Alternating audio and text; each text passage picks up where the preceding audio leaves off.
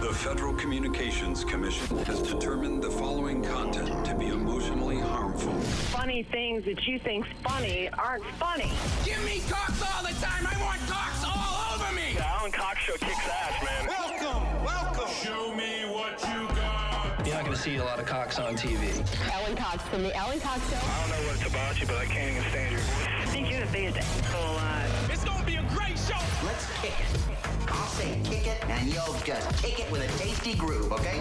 1, 2, 3, kick it. Kick it. Come on. God damn it. Could you one time kick it? What the?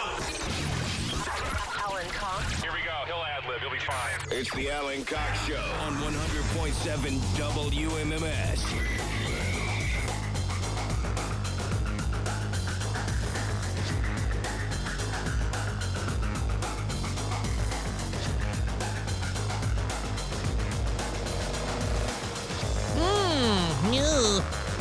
Hey, what's going on? Good afternoon. Hi there. Happy Monday. All that. Welcome to this. My name's Alan Cox. Thanks for being here. Say hi to Bill Squire. He's right here, too. Hey, creepy hugs. Say hi to Mary Santora. What up? Oh, very exciting. And I'm going to tell you how you can get Cavalier's playoff tickets for tonight. Cavs over the Magic. When was that? Friday night? Saturday night? Saturday at 1 Afternoon, p.m. Yeah, it was Saturday. It was an early game. Did you go to that? No, I was at the wedding. The wedding. I was at the wedding that I was telling you guys about. Talked about it a couple times. You were officiating or attending? I was attending, and I did some emceeing for them as well. Oh, you were MC weddings. Yes, I was MC weddings. We're down in It was MC fun. weddings. It You was can be a the good new time, one. though. Yeah. All right. I got a good laugh. Roasted the bride a little bit in a loving way. I was going to say, is that a requirement now? You have to roast the bride? No, but it was just one of those things where I saw an opportunity and I took it and it crushed. So I was happy I did it. She loved it. She knows me she knows who I am. So she knew what she was getting into when she asked me to do that. Mm-hmm. And You knew the bride and groom? yeah, yeah. They've been a couple for 10 years, and I've known them both about 8. So they finally just made it official. Right. Is what they did. And they had some ups and downs through those years, but they, As all overall been couples very, do. very, very strong. And it was a beautiful wedding. It was at May Halls at the Roxy there. I hadn't been there yet. I haven't been in there yet either. Dude, it is awesome. I heard it's Where legit. is it? So remember, there's bowling lanes upstairs, right? Right. It's those bowling lanes. That's the floor. Oh, okay. So it's that, and It then got turned, Mary. they took. So there's no bowling there anymore? There's only bowling in the basement. Okay. So they have May Hall's regular showroom, then they have the bar for that, and then downstairs they have a little speakeasy thing they call Pins, and that's like I get it. a 70s style basement. It's great. And then upstairs is the Roxy, and the Roxy is more modern, but they have a lot of elements from the bowling alley, including the lanes are made into the floor, and then they took a lot of the wood and repurposed it into different Like paneling and and things. stuff like that. And then they turned the ball returns into lights and stuff. It's great. And it looks really, it's awesome. So it was a great wedding. I had a blast. Live band for the reception because it was all in one spot. Bon Jovi. Tricky Dick and the Cover-Ups. Oh, yeah. Those boys can rock. And so it was a great Saturday.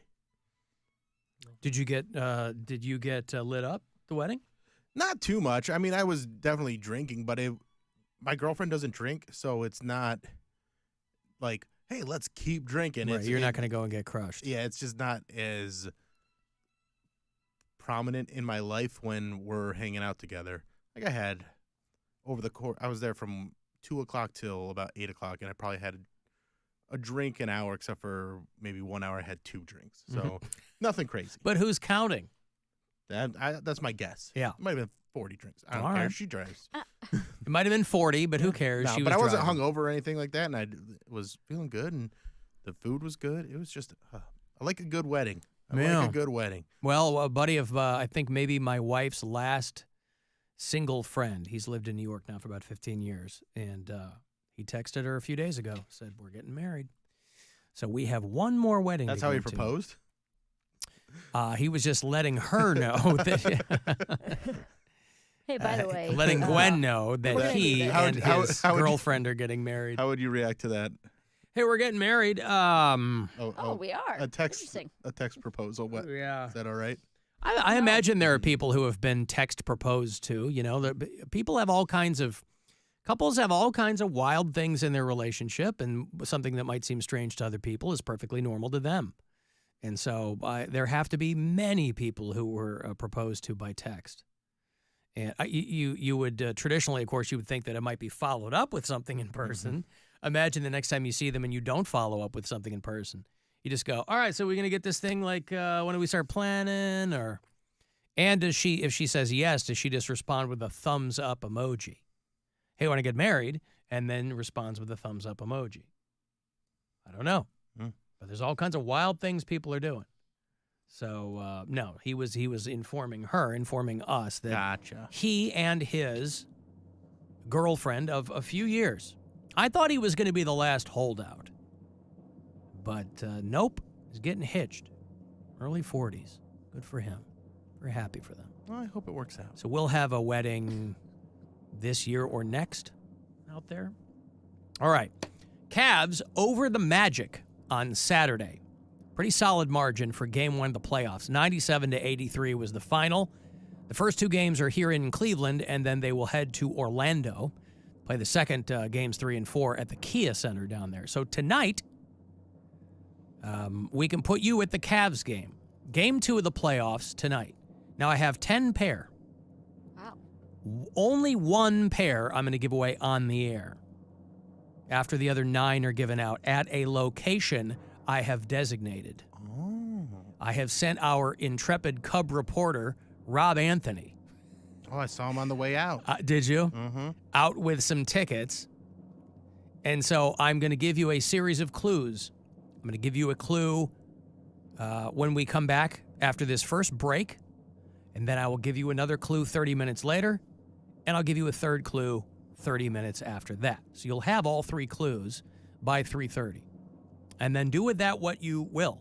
But the first 9 people who get to Rob will get a pair of tickets, and then I will give away the 10th pair here on the air for people who are like, hey, douchebag, I'm at work. I can't get out and start running around and looking for dumb crap. So you might just want to call in, but there was no way I was going to go give away all 10 pair of playoff tickets on the air. This is exciting. Half the time people are like, what did I win? You know. So a little bit before 5 today, I will give away that 10th pair on the air. But when we come back here after the break, I will have the first clue for you. If either of you would like to take a guess, you can certainly do that. Where have I sent Rob Anthony? Are we? Do you just want us to guess Yeah, guess. randomly? Uh, I'm gonna guess the Lakewood Public Library. I mean, I'm not going to tell you if you're right or wrong. Oh, well, Okay. then what the heck? You are wrong. I'm going to guess the spot of Cleveland's hardcore show last night, the Lakewood Taco Bell parking lot. I love those when they just get a circle of death going outside the Right. Taco Bell. And they say white people don't have culture. And so what, the cops come and break it up? They let it So go for a little while? They I mean, let it go, yeah. because they don't play for very long. So I think the cops, they were standing there, and then that's next to a dude's bar that is, kind of a hangout for a lot of hardcore and punk people. And he's over there talking to the cops like, hey, I don't put this show on. And That's not over by the fun house, is yeah, it? it's exactly. Oh, right it next to is? Yeah, it's Oh, so they were on the roof of the fun house. Yeah. I see. Yeah. And I hope we pass the audition. Yeah. No, it looks like fun. yeah. Are they just pop-up shows, or people in the know get out there? Yeah, They're I not mean, flyer in these things, I'm sure. No, they talk about it on social media quite a bit. Like it gets shared around amongst the scene. Right. Well, that's what I mean. yeah. People in the know get it, but Yeah. not like the cops are tuned into the No, I don't think, yeah. hardcore bands' Twitter Right. feeds or whatever. If you want to see what we're talking about, it's on my Instagram story. I think it's still up there. From just yeah. Hardcore show in a Taco Bell parking lot, West 117th. It's a Were you magical there, or place. somebody sent you the video? I just saw the video on my Instagram. Yeah. No, I didn't go. I was at. I wonder if the band was I any at good. Hilarities. It's hardcore music, so they sound just exactly how you think. No, I get it, but like even within that genre, some of them are good and some of them stink. So I don't know how they do it because it all does sound relatively similar. So I don't know how some of them can really crack the code and other ones can't seem to make it happen. But okay, but those were local bands. Yeah. Playing there in the parking lot of the T-Bell. Yeah. Where Cleveland kisses Lakewood at 117th. All right, I got a break. I'll come back. I will have your first of 3 clues.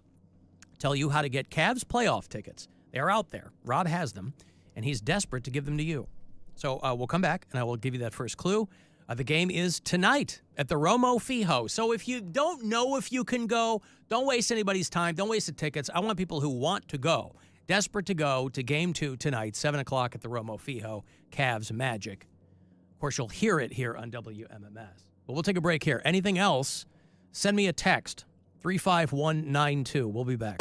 It's the Alan Cox Show. On our free iHeartRadio app and your favorite smart device. Just tell it to play the Alan Cox Show. On iHeartRadio. By texting 64,000, you agree to receive recurring automated marketing messages from Babbel. Message and data rates may apply. No purchase required. Terms apply. Available at babbel.com/TNC. I want to learn how to cook, but I keep ordering takeout.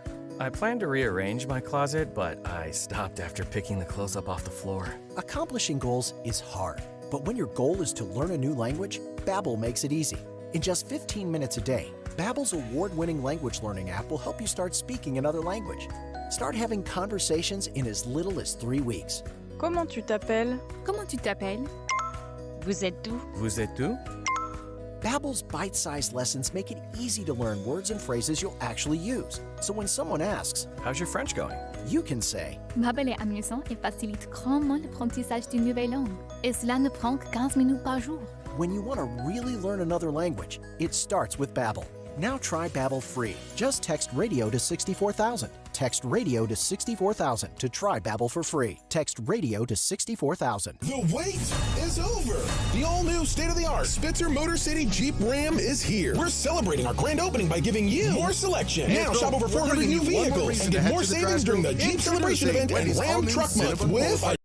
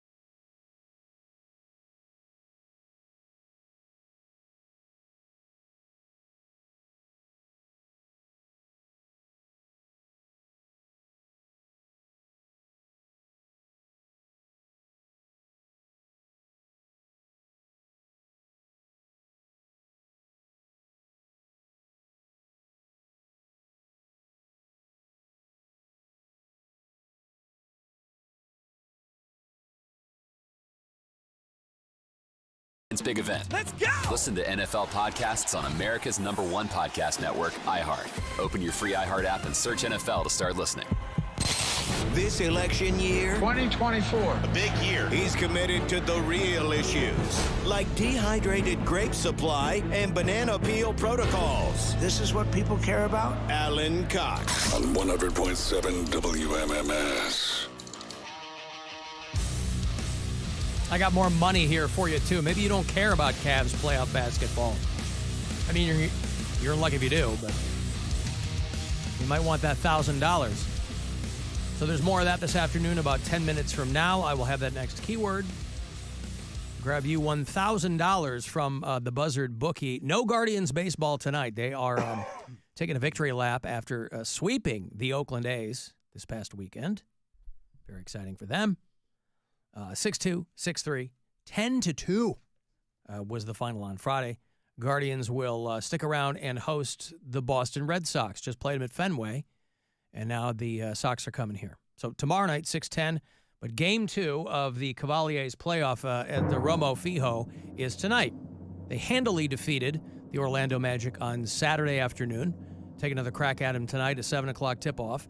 And so I have sent our own Rob Anthony out with 9 pair of tickets. I will give away a 10th pair here on the show later in the program.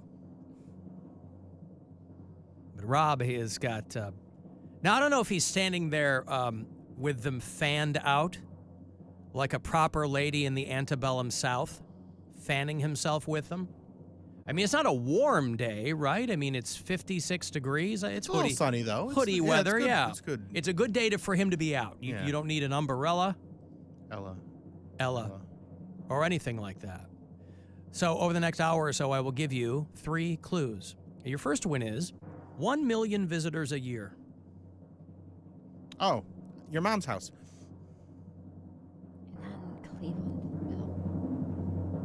Your mom's house, then.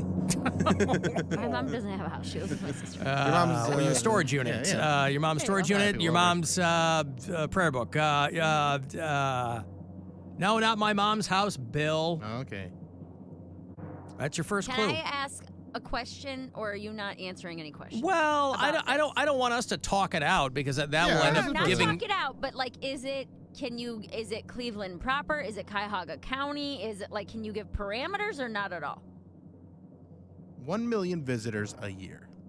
Yeah, there aren't that many places that get that. Well, because the first thing that popped into my head is a far drive, and I was like, Well, that depends on where you are. I'm thinking of like from Cleveland proper. But that's all relative to where the person listening to me right now is. What do you mean? If I'm not sending anyone to Akron, if that's what you mean. Not Akron. I was Cleveland proper. Okay, because what I thought was Cedar Point. Nope. But they probably have more than 1 million. Again, I'm not sending anybody out to Cedar Point. No, that's what I'm saying. Like, they get to all go an hour. Well, no, because my thought is those people aren't gonna come into town to go to the game. Yeah. Right? I want people who want to go to the game. I get it. Okay. Are you okay? Am I putting you to sleep in there? No, I'm just not feeling very well today. Oh. I don't know if I'm getting sick. It has been about 2 months since I've been sick in New York City, which I think is a record. My throat's been sore for a few days, and I woke up. Did you have a busy weekend? I did. Were you yelling at the top of your lungs? Not yelling, but I had multiple shows every night, Thursday through last night. So, You know how Mary likes those multiples, Bill. Oh, gross. Yeah, my boy Gaspar. I saw he was up there doing some Dude, stuff. that's so funny. Gaspar Randazzo is I didn't know he was a comic. I watched this show. Gwen and I love this show on Netflix called The Trust. Yeah. And Gaspar is one of the winners. I mean, I think 3 or 4 of them won. Yeah, and they split up this money, but they always said he was a teacher. I mean, he was funny on the show. He is a teacher. I met him a few years ago when he was opening for your buddy Mr. D. So I had no worked idea that weekend. he was a comic. Yeah. He's been a comic for years. He's also still a full-time teacher. Or he was up until the Netflix show. And so he blew up in the last year or two with teacher sketches and stuff on Instagram and TikTok. And then he went on this Netflix show, so he's starting to sell tickets all over the country. So he's doing a lot more headlining work. Yeah, because it's from Netflix's The Trust. Yeah, so he's great. He's been a comic forever. He's really funny, super, super nice guy. So yeah. You're a But little no, under the weather. I'm just feeling a little. Yeah, I'm feeling like I'm gonna be sick tomorrow. You know that feeling where you're like, I know I have a feeling I'm gonna wake up and be full blown sick tomorrow, but we'll see. Full blown AIDS. I hope it's not that. Boy, me too. Wouldn't that be bad? That'd be Although terrible. it's not a death sentence anymore, it's livable. Yeah. Yeah, you manage it now. I'd probably come home if I had HIV at least. You'd come home. Maybe. Your family would be like, "Oh my God, what a surprise, Mom! Just spend the rest of my I have AIDS." my days with you guys. Does it make you feel better? Will it put a little pep in your step to know that today is Terry Francona's birthday? Happy birthday, Tito. Yeah, that's good. He's 65 years old, which means he can finally retire. Hey, just nailed it. He's still running the Guardians, isn't he? Not So really. anyway, happy 65 to Terry Francona. Also, a billboard told me this morning that it is Tim Misney's birthday. Oh, happy birthday, Tim A Misney. billboard told me that. Big day. I'm driving in. It's got his bald head cut out. He's got the perfect head to cut out and put on things, right? You just Photoshop his head, and it's a digital billboard. I think he owns half of them, or at least has rented half of them in Cuyahoga County, and he just his head with a birthday cap on, birthday hat. What do they call it? Like a little pointy hat, birthday hat, gesundheit. A little birthday hat on, and then digital confetti in the background. I don't know how old Tim Misney is, but He's older than you'd think. I think he's in his 70s. The billboard told me, what? Yeah. How long is he planning on making them pay? I mean, at some point, you got to give it up. How old is he? He's 69. He's almost 70. Almost 70. Yeah, well, he looks Miz good. is going to make him hip, hip, hooray. See, the thing is, too, is that when you're bald, you can kind of defy age because you don't have gray hair on your head. So it's a little more difficult to figure out how old somebody is, right? Also, when you're bald, you look more like a baby.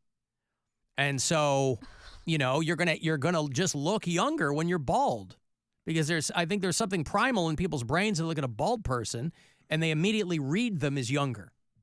I don't know about that. All right. I feel like, because I have friends that are in their 20s and they're bald, and nobody's like, man, those guys look young. Are they fat? No. Okay, because that would make it look even younger. All right, well, bald guys, do they have facial hair? Not really. Just kind of like some scruff. Yeah, okay. Well, then maybe it's just Tim Misney then. Maybe it's just him. I feel like who looks fewer than his 69 years. I feel like it's a different thing. Like in your 20s, going bald and like doing the shaved head thing makes you look older. But because you have that same look for so long, when you hit your 50s and 60s, then people think you're younger because there's no gray hairs. Mm-hmm.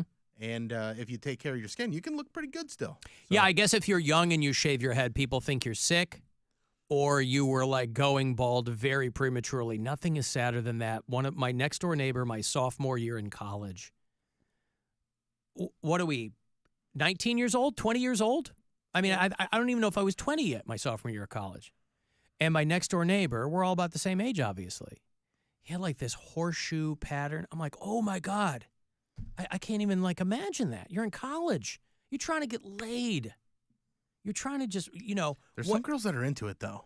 I didn't find any around him. I mean, he ended up. Maybe he was just a douche. No, he's a nice guy. He's a friend of mine. He's a smart dude, a brilliant guy. I mean, just very, very smart. So thank God he had that going for him because he's probably rich now.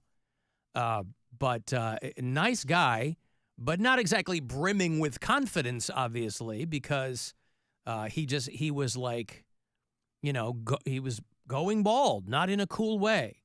I have friends who are bald. Bald is never a look I've been into. I mean, to each their own, But I have friends who are bald, and I don't know if it is from insecurity, but they're always like, bald guys have more testosterone than regular men. That's why we lose our hair. Yeah, I think that's We're an so old good in wives' bed." tale. Yeah, old wives' tale. Also, the amount of testosterone you have in your body has nothing to do with how good you are in bed. I have no idea, but You I have don't? one friend in Brian's not particular. full of testosterone? He's not bald. I'm saying I have one bald friend in particular who always wants to throw out stats like that. Yeah, well, it's not the motion. It's the motion of the ocean. Yeah, I mean, you can't blame him. You got to come up with a hook. But to me, when I see bald people, there's so much more preparation. when we were in Florida, you look around at, like my father-in-law is bald, right? Mm-hmm. And so he's got to like slather his head, and we're out by the pool. I'm like, oh God, because you don't want to fry your dome.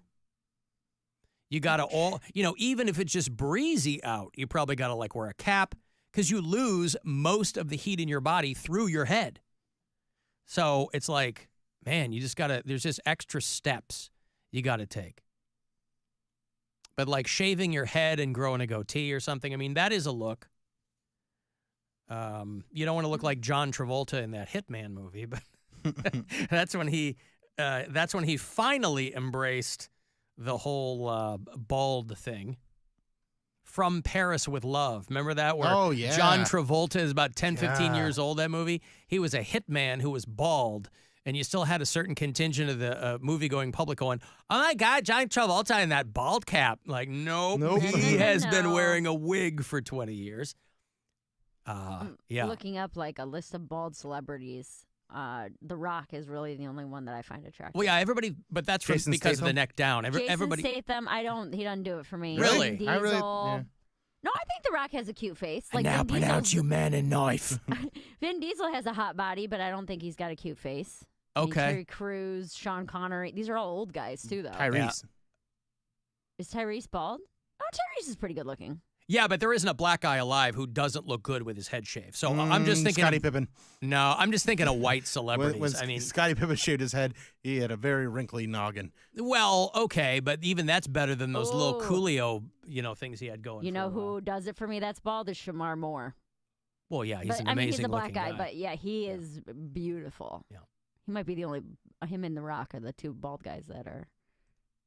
They could do it. Plus, I think Shamar Moore, he's a lot older than he looks, too. He was on, like, The Young and the Restless for, like, 30 goddamn years. Then he breaks into primetime. Then his show gets kicked. 54. Huh? He's 54. All right. Well, maybe he's really young on TV then. I thought he was older than that because now that his primetime show got canceled, he goes, oh, I'd be willing to go back to The Young and the Restless. Like, yeah, of course. And they'd be lucky to have you. Hey, Roman. Hey, guys. How are you? What's going on?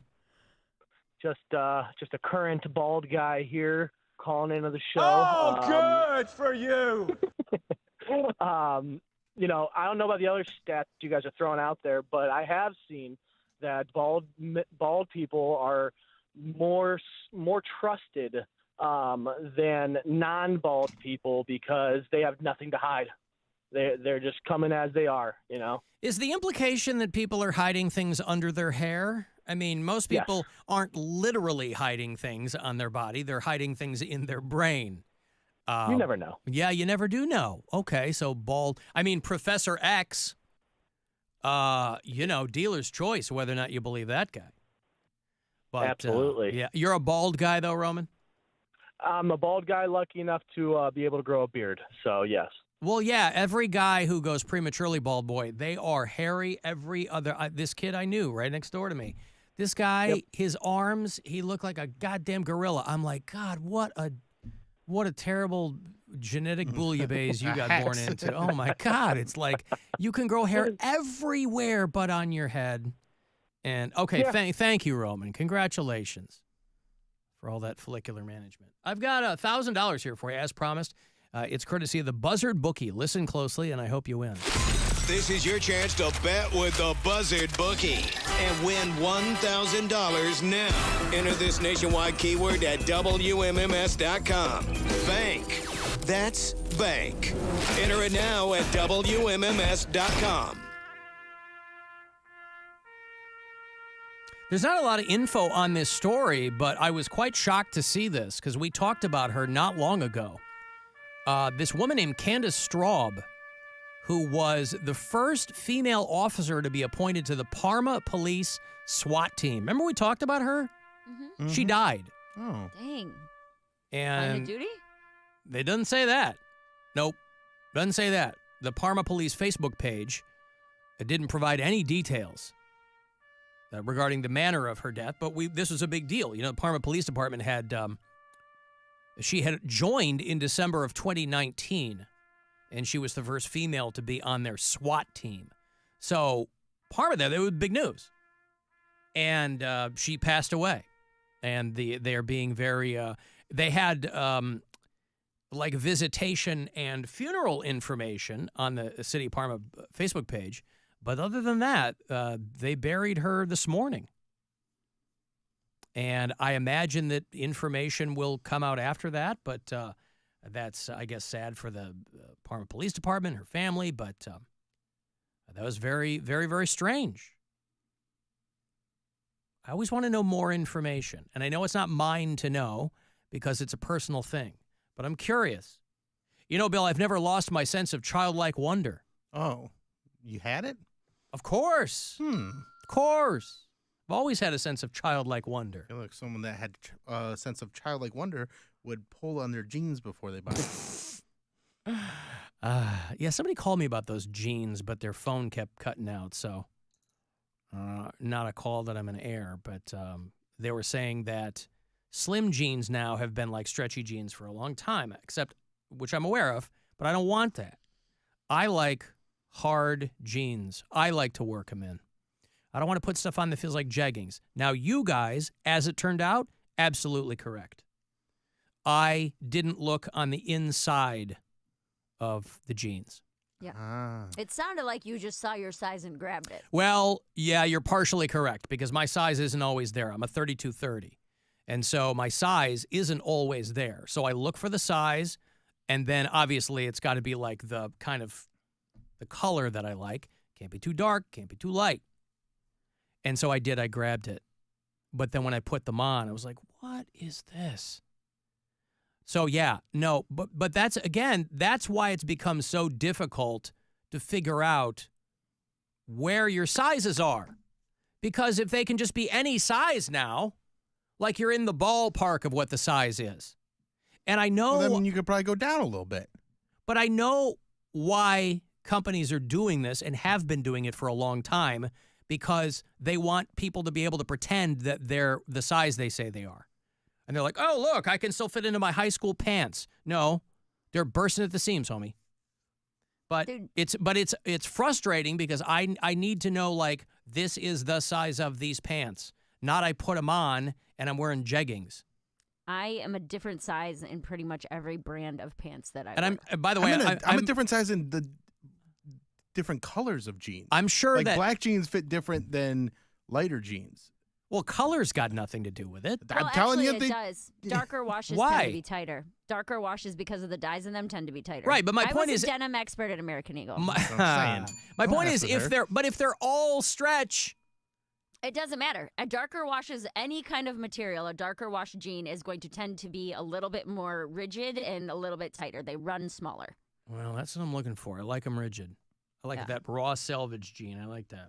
There's like some places I'll shop. I'm typically like usually an 8 or a 10 in jeans, but then there's other places that don't do that sizing for women. They do like regular. So then I'll be like, okay, like I'm 27, 28, sometimes a 29, sometimes a 30. Sometimes I'm a 12. One time I put on pants not that long ago that were a 14, and I'm like, so I'm an 8 at this store, I'm a 14 over there, I'm a 32 here, That's I'm what a I'm 27 saying. there. Like it makes That's why you got to no try them sense. on. I know I'm coming late to this. I know they've been pulling the wool over women's eyes for a long time. They're like, oh no, you're a size 6. No, They're just we're not. resizing these things, or No, I didn't try them on. I was in a bit of a hurry and I didn't do that. So that is on me. But there was nothing on the outside of the jeans that would have indicated that. I guess I should have checked the inside of the jeans. But they're not going to put it on the outside. You want them to say stretch down the right thigh so that Well, yeah. everyone knows? Absolutely. I mean, yes, because jeans are very specifically marked now, right? It's on the size is on the waistband. There's a sticker down the inseam. Like, it's a whole thing. That's why I kind of did a cursory glance at it and didn't see anything to indicate that. And I didn't pull it from whatever. Who cares? But you guys were right. But it's annoying because I'm not trying to walk around in jeggings.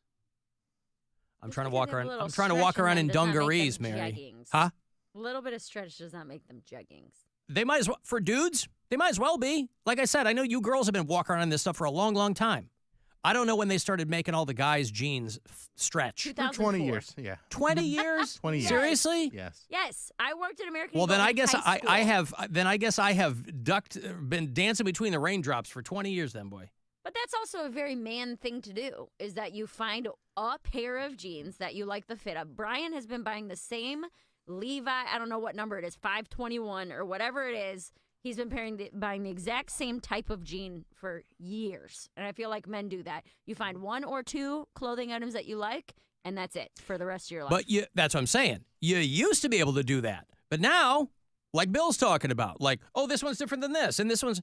So, I don't know. You just got to... I mean, if you go to the Levi's website, I'm sure you'll find the ones that you want that don't have the stretch fabric. They're probably called, like, classic or original fit or something like that. Yeah, except I don't want to... All those... That's... If I can only get what I want in some kind of stretchy thing, that's going to be weird. I'm going to have to figure something else out. Because I'm not wearing carpenter jeans, right? I'm not wearing, like, athletic fit, which is for nobody who's actually engaged in... I know what they mean by that. There's nobody who's actually engaged in the athletic activity. Yes, it is athletic fit. This is what I mean. They're like, lying to people, make them feel better. That is the crux of marketing. I understand that, but still. Hey, Roger. Yes. What's up? Yes, this is Roger from Ridgeville. Uh-huh. Hey, you guys were talking about trying on pants and stuff. I have bought shoes, the same kind of shoes. You buy one, you get one for half off, the exact same size, put them in the closet, never tried them on. Try them on like the 6 months later, they don't fit. Same exact size. And they said it was Tom McCann's. Remember Tom McCann's shoe store? I do remember Tom McCann, yeah. And I took them back, and the guy says, he looked them up. He said one was made in the summertime and one was made in the fall, and they actually get them from two different countries. Huh. And that size 10, I only wear a 10, but it's a quad E. Yep. Maybe like in Thailand, a quad E is a D. So it's a quality control issue, but globally. Oh, yeah. Yeah. And I'm with Bill. I have bought a pair of pants that maybe just vary in color, and they don't fit the same. Yep. I think the kind that Alan wants. That's why I only, from now on, Roger, I'm only wearing white jeans. Don't do that. And I only try them on right in the middle of the aisle. You got it now. That's right. Oh, I forgot, ma'am. Today, I forgot I went commando today. My apologies. Just let me slip these on. I'll get them right off. I'm the Roger from Ridgeville that got pissed on by the Tigers. The one time I called in. Yeah, I vaguely remember that. Yes, thank you. All right, well, a fine return engagement, Roger. Thank you. Yeah, so if you see me and I smell like a lion or a tiger and I'm trying on pants, just leave me alone. Give him a wide berth. Yep, you get away from Roger before. Okay, thank you. There's Roger. Roger. I've got to take another break here. If you're on hold, I'll grab you on the way back. I want to send a text, 35192. You can listen anywhere on the iHeart Radio app. And now, a Buzzard bookie safe bet. If you gotta be in court, always check behind the toilets for bribe money that hasn't been collected yet. And always be listening for those keywords to win $1,000. Up to 9 chances to play every weekday at 30 past the hour. Take the action from the Buzzard Bookie on 100.7 WMMS. Brought to you by Jersey Mike's Subs. Here's my Jersey Mike's radio idea. I'm a ninja warrior. By night, I walk unseen. By day, I'm at Jersey Mike's, where they freshly slice my sub just for me. My blade is called Shadow. Theirs is called Meat Slicer. Jersey Mike's, a sub above. This is Katina Mobley. This is what's trending from iHeart Sports Network. Presented by Mercedes-Benz. The Cavaliers will try to extend their first-round lead over the Magic in Game 2. It's coming up tonight. Cleveland never trailed during their series opening win. Brown special teams coordinator Bubba Ventrone has put himself in his players' places, going through fundamentals of the NFL's new kickoff rule. And Netflix will stream a live, uncensored roast of NFL great Tom Brady next month during their Netflix is a Joke Festival. I'm Scott Davidson. The utterly inspired all-electric EQE sedan from Mercedes-Benz. With hundreds of customizable comfort settings inside the cabin, it's the EV that recharges you. The vehicle is all electric. The feeling is all Mercedes. Learn more at mbusa.com/EQE. Your afternoon drive is brought to you by the Ken Ganley Auto Group, Ohio's #1 automotive retailer. Hey, it's Bill. We're bringing you one more reason to head to the drive-thru. Introducing Wendy's all-new Cinnabon Pull-Apart to the menu lineup. And now you can pair it with a small soft drink, small coffee, or small vanilla frosty cream cold brew for just $5 with the Wendy's app offer. It's the perfect pair. So download that app and get to Wendy's and choose wisely. Choose Wendy's new Cinnabon Pull-Apart today. Cinnabon is a registered trademark of Cinnabon Franchisor SPV LLC. Copyright 2024 Cinnabon Franchisor SPV LLC. It's time for the 2024 NFL Draft, and iHeart is your home for the NFL Podcast Network. Get all the insights, mock drafts, and trade rumors. Listen to NFL podcasts on America's #1 podcast network, iHeart. Let's go! Open your free iHeart app and search NFL to start listening.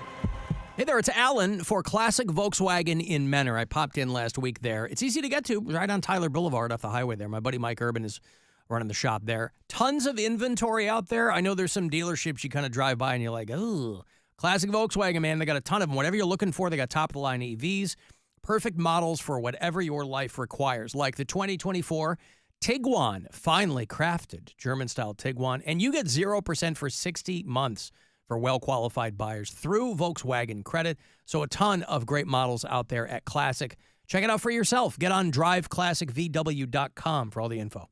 Every business faces challenges, but complicated, expensive, and uncertain shipping shouldn't be one of them. With USPS Ground Advantage from the United States Postal Service,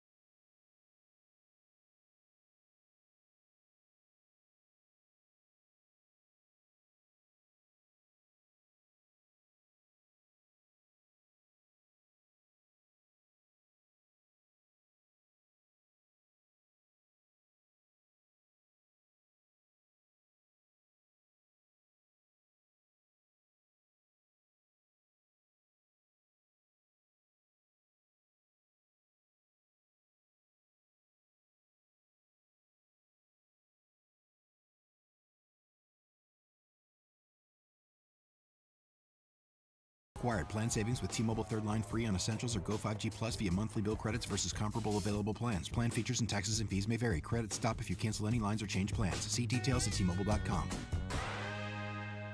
Portions of the following program were pre-recorded. This is The Buzzard. From the Bath Authority Studios. 100.7 WMMS, Cleveland. It's time to give some stuff away. Now it's time to give some stuff away. All right, you want to go see A Day to Remember? They are coming back, doing a tour this summer. It's going to bring them back to Cleveland in June. A Day to Remember on the least anticipated album tour. Special guests, The Story So Far, 4 Years Strong, and Military Gun. If you're hip to those guys.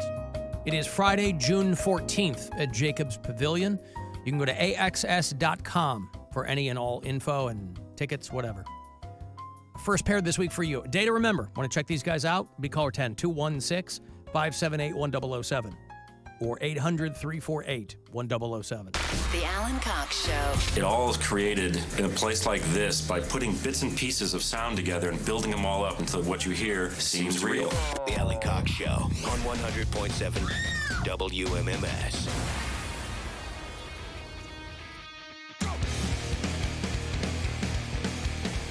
Expect the worst of everyone to me.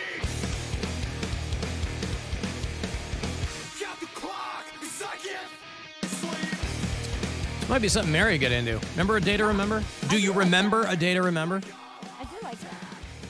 A lot. Another Florida band. These guys kind of walk that line between like the pop punk metal thing. And yeah, they do good work. Been around for quite a while. So anyway, I'll have those for you about this time all week if you're in A Day to Remember. More to the point, though, I've got your second clue if you're trying to get Cavalier's playoff tickets for tonight. We've got a bunch of them.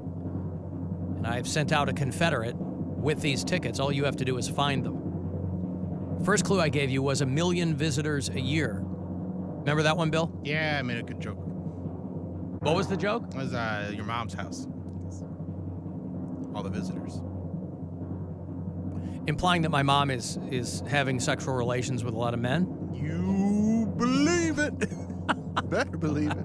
You believe it. I don't believe it. Of course, I can't even get my mom to return my text these days, so I don't know what's going with on. all those millions of people. Shut up!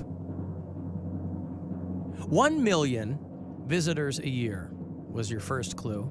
Second one, corpse flower. Okay. Zeroing in on it? I think I got it. Rob's out there, and he's got 9 pair of tickets for tonight's playoff Game 2, Cavs Magic. 7 o'clock. You'll hear it here on the Buzzard. I will give away a 10th pair on the air later on, a little before 5 o'clock. But if you're out and want to grab these tickets for tonight, find Rob. 1 million visitors a year and corpse flower. Yeah, those are your first 2 clues, Mary. What do you think I said? Power? Corpse power? No, I'm just trying to make it make sense. Yep. Well, you know what each of those words means. Put them together, you might come up with something. Dead rose. Mm-hmm. You nailed it. You nailed it. I I've like got him watching- lying in I a love bed of watching dead you roses. think. Mary's concentration phase is one that is just so. It's so. I'm 30 seconds behind Yeah. on the live stream, so I'm watching.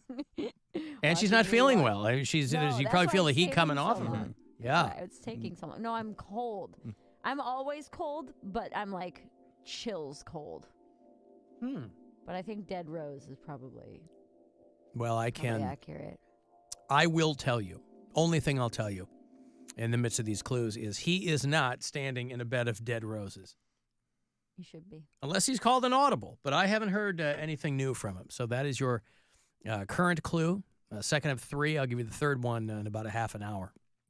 What are you guys doing for Earth Day? Today's Earth Day. I'm going to the Cavs game. Hey, you going tonight for the Cavs game? You think they'll do a little Earth Day breakdown? Probably. Yeah. I'll probably have a little thing like, hey, we should love this Earth. Uh-huh. Yeah. Earth Day. Earth Day. Maybe I'll pick up some trash in New York City. But then I also don't want to get more sick. I shouldn't touch anything on the ground here. No, that's not. I don't know. I didn't have any plans. Ladies and gentlemen. Was it the Cavs? Yes. Cavaliers. 13. Ladies and gentlemen, the Cleveland Cavaliers call your attention to the Jumbotron for tonight's Earth Day celebration. Here to give you more information on Earth Day in these United States, from the Alan Cox Show, Bill Squire. 1 million people a year visit Alan's mom's house. Believe that. Shut up, Bill. That's not. Earth Day. Why does the Romo Fijo sound so empty? The playoff game. Oh, shut up. That just sounds like a rainstorm. Now, of course, it would be massive applause for Bill's Earth Day address. They have funds are going to be sent toward investment in solar energy across these United States. Wait a second. Yes? I think New York is doing some kind of a no-car thing today for Earth Day. I imagine you would have noticed that. Earth Day, no cars. No, I saw something on Instagram. You probably would have walked through the streets and it would have seemed like The Walking Dead had that been a thing. Oh, it was on Saturday. Oh, yeah. 53 streets shut down yeah. Saturday. Saturday, April 20th from 10 a.m. to 4 p.m. Mm-hmm. They did a car-free for those, yeah. I was like, I saw something on Instagram about this, but yeah. What was I doing Saturday? What were you doing Saturday? I had 3 shows Saturday, so I wouldn't have been in the city before 7 o'clock anyway. But yeah. There you go. Good job. You did it. I did it. I didn't use my car during the 10 to 4 hour. I didn't contribute any pollution on Saturday to... Until 7 p.m. Yeah. That was so nice of you. I'm pretty nice. Yeah. My older daughter had her final orchestral choir performance of the semester. They're coming to the end of the year at Michigan State. And so I took her sister, I took my little one, and we went to see her concert. And my son is there too. And so we have something to eat with my son. And then I pick my daughter up and I take her over to the theater. And then about an hour later, we get in there and we're taking our seats. And the theme this year was Songs of the Sea. And so I thought it was going to be a bunch of shanties. And it was a 2-hour, I didn't realize how long the Songs of the Sea were. Like, at least the ones that had been composed and performed in this particular show. And you're talking a full orchestra. You're talking soloists in front. There was a baritone. There was a soprano. My daughter is a soprano, but she's back there with the choir. And Songs of the Sea, the conductor is Spanish. So, you know, he's talking to everyone, and it's somewhat difficult to understand what he's saying, but he's very excited to do this thing. And it was a 2-hour performance on Saturday night, and they played 6 songs. These are long, long songs. And I'm looking at the program because they'll tell you what the songs are, and you don't know these songs, right? I mean, they're composed a long time ago, but I mean, they're amazing compositions and the performance dynamite, but I was like, I think a lot of people in this thing were like, oh my God. The last song of the night was 35 minutes long. And I don't know, have you ever been, you know, Bill is our local patron of the arts. He's found himself at Severance Hall on a number of occasions. Been a while, though. I've lived in Cleveland for 14 years, and I have yet to go to Severance Hall. But if you've ever been at a show like that where the audience somehow knows not to clap, they somehow, I don't know if these are people who are so used to it or maybe they're somewhat familiar with the music. I don't know what. They put it in the, like the paper that they hand out. They put in don't clap? No, they just put, like, here's how you are, here's the etiquette of the evening. Oh, they don't put that in these. No, they just tell you what the songs are, who's singing them, blah, blah, blah. It's just like it's a credits thing, right? Program. But I was like... And then at the end, that's when they do, like, a big, long applause, and then everybody does their bows and right, stuff. what I'm saying is these songs, nobody in the audience knows how long these songs are going to be. So my point is, there would be these huge crescendos in this song that sounded like it was done, but then it wouldn't be. And then the orchestra would go way, way, way down. The conductor would just kind of stand there. And then things would get going again. So there were these ebbs and flows of these songs, and I was like, how it was just like everybody had a sixth sense that this isn't done yet, even though your ears would tell you that's the end of the song because you're going to go out on a bang, right? All these old compositions, they go way out on a big old thing. That's why they're performing them in this forum, because it's a great showcase for the orchestra, and they make it a point to single out the kids who are graduating and what they're going on to next. One kid in the cello section, they go, he's leaving to go back home to Korea for his mandatory military service. I'm like, boy, imagine that. You spend 4 or 5 years in the United States playing cello, having fun. You think if you play that when you pick up the phone, you go, cello. Man, only if you're a dad. But I don't play the cello. Right, but I'm saying if you are How many dads play the cello? You ever met a dad who played the cello? No, but I haven't asked every dad, I bet. I don't think it's something they lean on. Well, anyway, Earth Day, I don't know what people do for it anymore, but it's been around for a long, long time, and you really have to hand it to the organizations that are still flying that Earth Day flag, because so many other people, it's too little too late on the Earth Day stuff, but they're still out there and trying to do stuff, and in a short span of 200 years, humanity reversed a climate trend that had lasted for about 50 million years. So, at least we can sign off with that. There had been a multi-million year cooling trend. Things had been cooling for a long, long time. Even as recently, if you know your history, the Earth was getting a lot cooler, even in the late 1960s. If you remember that from like maybe high school science or something. Nope. Earth was getting a lot cool. You remember this, Mary? High school science, how the 60s, there was like that big cooling period? No. Was it hippies? Where everything was groovy? Is it the Fonz? Kind of, yeah. Oh, God. I mean, you had Sly and the Family Stone in 66, and then Funkadelic drops, and Steely Dan shows up. Yeah. And the Stones drop Exile on Main Street. And then Donna Summer basically ushers in disco, and it's all over. And the Earth was ice cold. But whatever people are doing for Earth Day, Mary didn't drive her car in today. No. This is very nice of you. I did forget my work badge, though. Work badge. I would have had to go back and taken public transportation twice. Does that help the Earth? Yeah, sure. Yeah, why not? Okay. Mm-hmm. Well, there you go then. Every little bit helps. A family from Cuyahoga Falls, Leslie and David Gallagher, were married for 25 years. They lived in Cuyahoga Falls. They owned a local restaurant. Probably a lot of listeners down there who know exactly who these people are. And Leslie and David Hunt were the friends who were dead. And a friend of theirs was going to spread their ashes in California, per their wishes.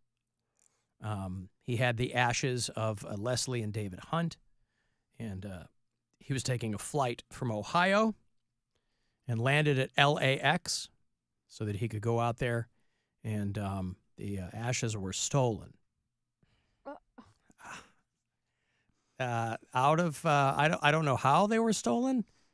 Oh, he stopped to eat at a Denny's, and someone broke into his car as he was inside eating at the Denny's. So while he's in there having a grand slam or whatever, Moon's Over My Hammy, is that a Denny's thing? That is. It's a good one. It's a good one. I'm more of a Perkins man, but I'll take your word for it. And somebody broke into his car, and maybe they thought that urn was something valuable. Of course, it was. It's sentimental value, but maybe who knows what they thought that it was. But he came back to the car, and it had been taken. The window was broken, completely shattered in the back, and all of the belongings inside had been scooped up. I don't want to be a dick, but man, I think I would put ashes in the trunk. Like, I put my backpack in the trunk when I'm going somewhere where I don't think, I mean, that's just the smart thing to do. In his defense, you probably don't imagine that going inside having a bite to eat, you're going to come out and your car is going to be smashed. I mean, he was in the Denny's parking lot. It's not like he was around the corner. That is I don't blame him for anything No. here. When you're at Denny's, you feel like no one's going to steal ashes from you. Like maybe they'll try and steal the whole car, but not just the ashes, not the urn. So, David passed away in 2016. Leslie passed away this past Christmas. And her last wishes were for their ashes to be reunited in her hometown of Huntington Beach. Pardon me. Hoity and toity. They had a memorial this past Saturday. Well, it was scheduled for that. And so this friend of theirs, very kindly, was taking the ashes from Cuyahoga Falls to Huntington Beach, California, and put them in his car. And, of course, they were stolen. I would like to see his ticket. Denny's parking I would like lot. to see the ticket that he had to go to Huntington Beach. Because I imagine he wasn't going to drive all the way out there. I think this is a convenient way for him to get out of having to take those ashes all the way to California. Yeah. Because it's expensive right now to fly out there. Yeah. And so he's like, no, the ashes got stolen. Nothing I can do now. He set it up so somebody broke into his car? Yeah. Where did the break-in happen? Denny's parking He lot. was in a parking lot where? at Denny's. What's The 5700 block of Manchester Avenue in Los Angeles. Oh, okay. So he was already in California. Oh, he just didn't want to drive down the No, he highway he got the rental at LAX. Okay. He's Well, already out there. In that case, that's just a bummer. It really is a bummer. And I think that's what he said on the news. It's just a real bummer. I mean, this guy's he's in Inglewood, but you're not far from where you're trying to go. You got to go through El Stinkundo. You got to go through Manhattan Beach. And I don't know if they didn't have kids or what it was, but their friend was nice enough to do this. But the story is confusing to me because the rear window is completely shattered, all the belongings inside, including David and Leslie's ashes. Maybe not all the ashes. I don't know. Well, Leslie's the chances are they'll still end up together. Like maybe they're not going to Yeah. get spread at Huntington Beach, but they're at least together. Like, Yeah. What is that guy doing, though, when he gets home? And Yeah, he's what do like- you do? I mean, the new episode of The Simpsons last night, they had a guy named Larry who sat at the end of Moe's bar, and the whole episode is about how these guys were constantly living their lives at Moe's, and they never really knew Larry that well. They didn't include him in the group, and he dies at the end of the bar, and so they do this. He's drawn like a season 1 character, so I don't know if maybe they brought him back or something, but they drop the urn, and Moe discovers that it's filled with sapphires, and that Larry might have been smuggling gems. And so when they went through the crematorium or whatever. Maybe they don't need to do 35 seasons of The Simpsons. It is weird watching The Simpsons. I'm like, listen, they've gone through every possible permutation of Bart Sabrat and Lisa Smart. But it very much is a zombie show. If you ever read articles on zombie shows, they're like, these are still on, but you try finding a person who watches them. But yeah, because The Simpsons now, the animation itself is so major label. It's so slick and so, and the people's voices are starting to go. I mean, Julie Kavner sounds like she's 110 years old. So that kind of takes you out of it because Marge sounds so strange now. Very gravelly, very scratchy. They've been doing this show for 35 years. Harry Shearer's Mr. Burns sounds weird. All of his other characters sound fine. Smithers sounds the same. The kids sound the same. But Harry Shearer's Mr. Burns is very, I don't know what it is. A very emphysema quality to it. I haven't watched a season 30-plus episode in, I don't think, any of the 30-plus. Like, I've dabbled in some of the 20s, watched a lot of the teens, but definitely not up to date on the seasons 30 through 35 of The Simpsons. That's insane. It's That's so many. my whole life. Yeah. What? How old are you? I'm 34. What? I know. Dude, I thought you were like 23. I've got to take a break. Hey, the Dave Matthews Band, they're getting into the Rock and Roll Hall of Fame. And they're also coming to Cleveland. Which is more exciting? I'd say them coming to Cleveland. Dave Matthews Band, I guess, twice this year. June 25th, they're going to play Blossom, and then conceivably they would be here to be inducted into the Rock and Roll Hall of Fame. But I'll have those DMB tickets for you after the break. Another $1,000 for you from the Buzzard Bookie, and another clue. If you want to get some of those Cavs playoff tickets, I got a bunch of them for tonight at the Romo Fijo Game 2 against the Magic, and I'll give you that next clue as to where they are out and about when we come back. This is the Alan Cox Show. Everywhere on our free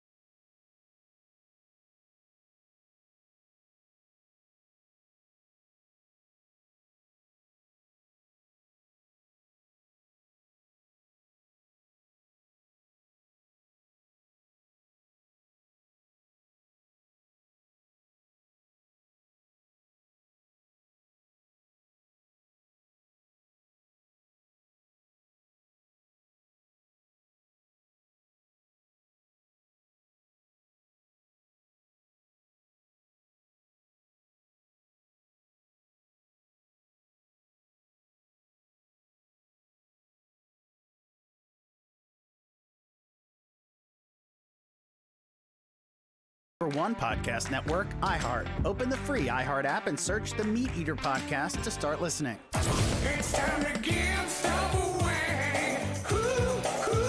Time to give stuff away. All right, I want to go see Dave Matthews Band, recently announced, getting inducted into the Rock and Roll Hall of Fame. So they will be here a couple of times in 2024. They'll be here to perform for you out at Blossom on Tuesday, June 25th. Dave Matthews Band. Not sure who's with them this go-around, but you'll see them there. LiveNation.com has all the details on the show. You can grab this pair from me by being caller number 10. 2 for the Dave Matthews Band. Good luck. 216-578-1007 or 800-348-1007. Alan Cox. A drummer. Well, even the real musician, he just makes a noise. If he played the violin or the piano, anything that made sense, but the drums. 100.7 WMMS.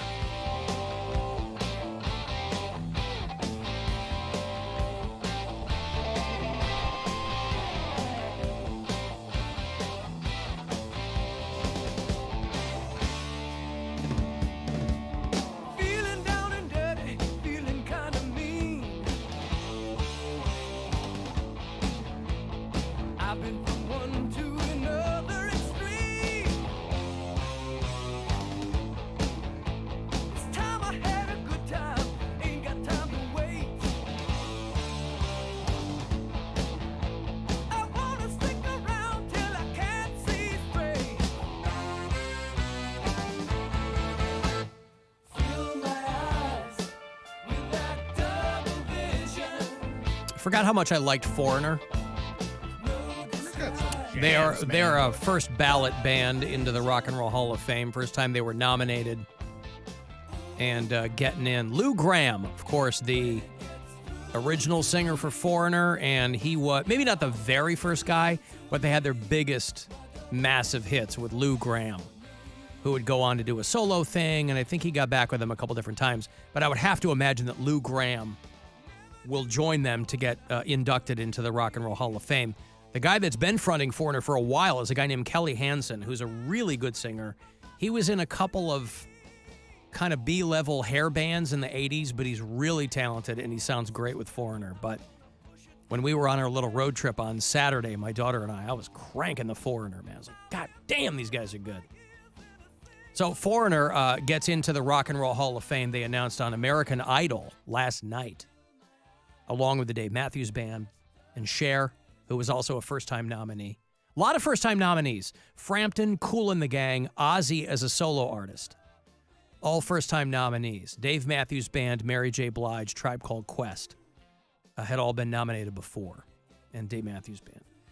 They're putting John Mayall in. John Mayall and the Blues Breakers, if you go far enough back with them. They were pretty instrumental in a lot of other bands doing things. Jimmy Buffett, the MC5, Dionne Warwick will all go in under the Musical Excellence Award.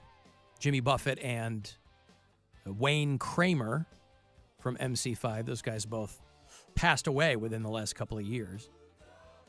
And it's here in Cleveland this year. I have to assume at the Romo Fijo. It was a public hall for many, many years. And then once they kind of got the live stream HBO thing going,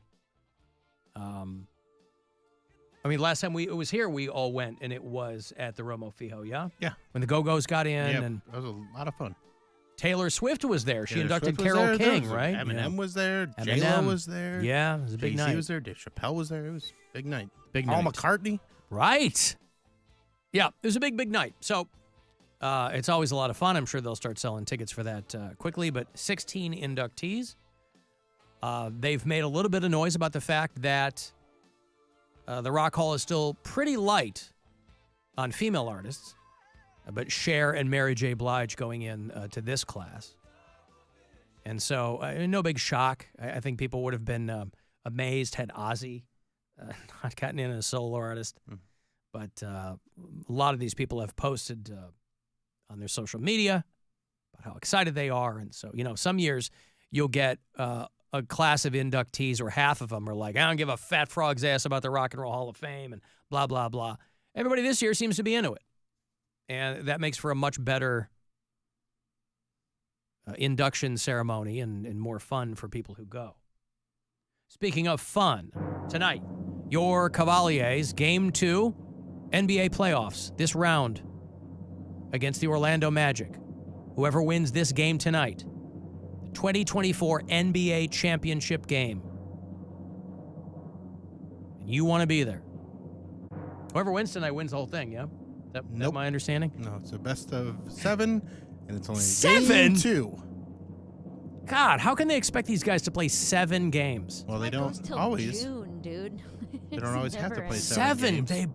they come. Anyway, and I sent Rob out. He's got tickets. I probably don't have to tell you this, but look for the iHeart vehicle. And I've given you a couple clues, and I only have one remaining. And so if you can't figure out after these 3, I got them for you. In fact, I adamantly don't want you to get tickets. So the first clue, do you remember the first clue? 1 million visitors a year. Right. You made a funny joke about that, didn't you? I sure did. The funniest. What did he say, Mary? What was his joke? Your mom's a hoe. Shut up, Mary. That wasn't the joke. It was your mom's house. He was more subtle than that. Mm-hmm. Yep. He was dancing around it. He wasn't going to just come out and say it. I'm busy. 1 million visitors a year was clue 1. Clue 2 was corpse flower. And clue 3 is Monkey Island. Those are your 3 clues. As long as Rob has tickets for tonight, he's got 9 pair. I think he said 1 person already came out and grabbed them. And then I will give away a 10th pair right before 5 o'clock. Save 1 pair for you to win here on the show. But if you're out and about and you can use those clues and go to the game tonight, love to put you there, but I don't want to waste any of these tickets. I don't want somebody who's on the fence. I want somebody who wants to go. Bill's going to be there. I'm going to go. Loud Bill. He's going to be giving an address on Earth Day. So 1 million visitors a year, corpse flower, and Monkey Island. Those are your clues. Go out and get those Cavs Game 2 playoff tickets for tonight. And let's hope that, because they go to Orlando for the next 2 games. Correct. So the Kia Center tomorrow night, and they play every night? They probably don't play every night. No. It's I think the next game's Thursday and then Saturday. Okay. Thursday and Saturday. Well, there you go. So, yeah, very exciting. Very exciting. Guardians are off tonight. Spent the weekend sweeping the Oakland A's. They'll start up against the Red Sox. Just played them at Fenway. Red Sox will come here now. See how you like it. 6:10 tomorrow, is that right? 6:10. Okay. Ooh, getting out a little early. Well, we'll dip out a couple of minutes early then tomorrow. If we must. Well, it is the first day of Passover, so I'll have to get home and figure that out. 6:10 tomorrow, Red Sox Guardians on your FM home for Cleveland. Guardians. Baseball. Rock Hall. That'll be fun. Again, there's not a whole lot to get upset about. And I feel like that's going away. I feel like every subsequent year of the Rock Hall inductions, people get less and less precious about the Rock and Roll Hall of Fame. You know, just give up. Well, they're putting on, aren't they adding a multi-million-dollar addition to the Rock and Roll Hall of Fame? Correct. Like, as we speak, this is happening, right? Yeah. There's a lot of construction going on there at the Rock Hall. And it's so they can add more stuff. Well, my understanding is that a full 70% of that new edition is going to be Taylor Swift. No, it's going to be dedicated to the band New Edition. Remember them? Mm-hmm. That seems Cool It Now? That seems like a real gamble. Yeah, no, it's a gamble. Yeah, I don't know who agreed to that.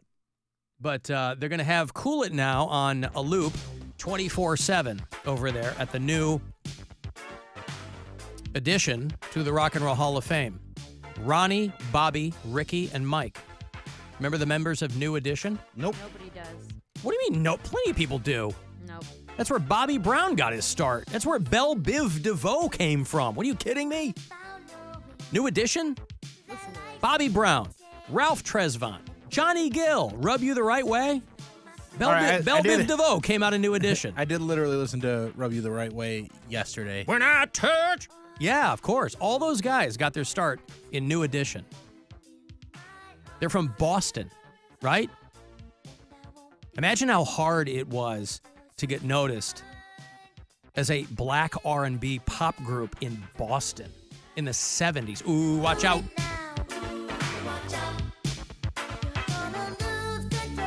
Anyway, of course, Bobby Brown would go on to have great success singing songs in the Ghostbusters movie.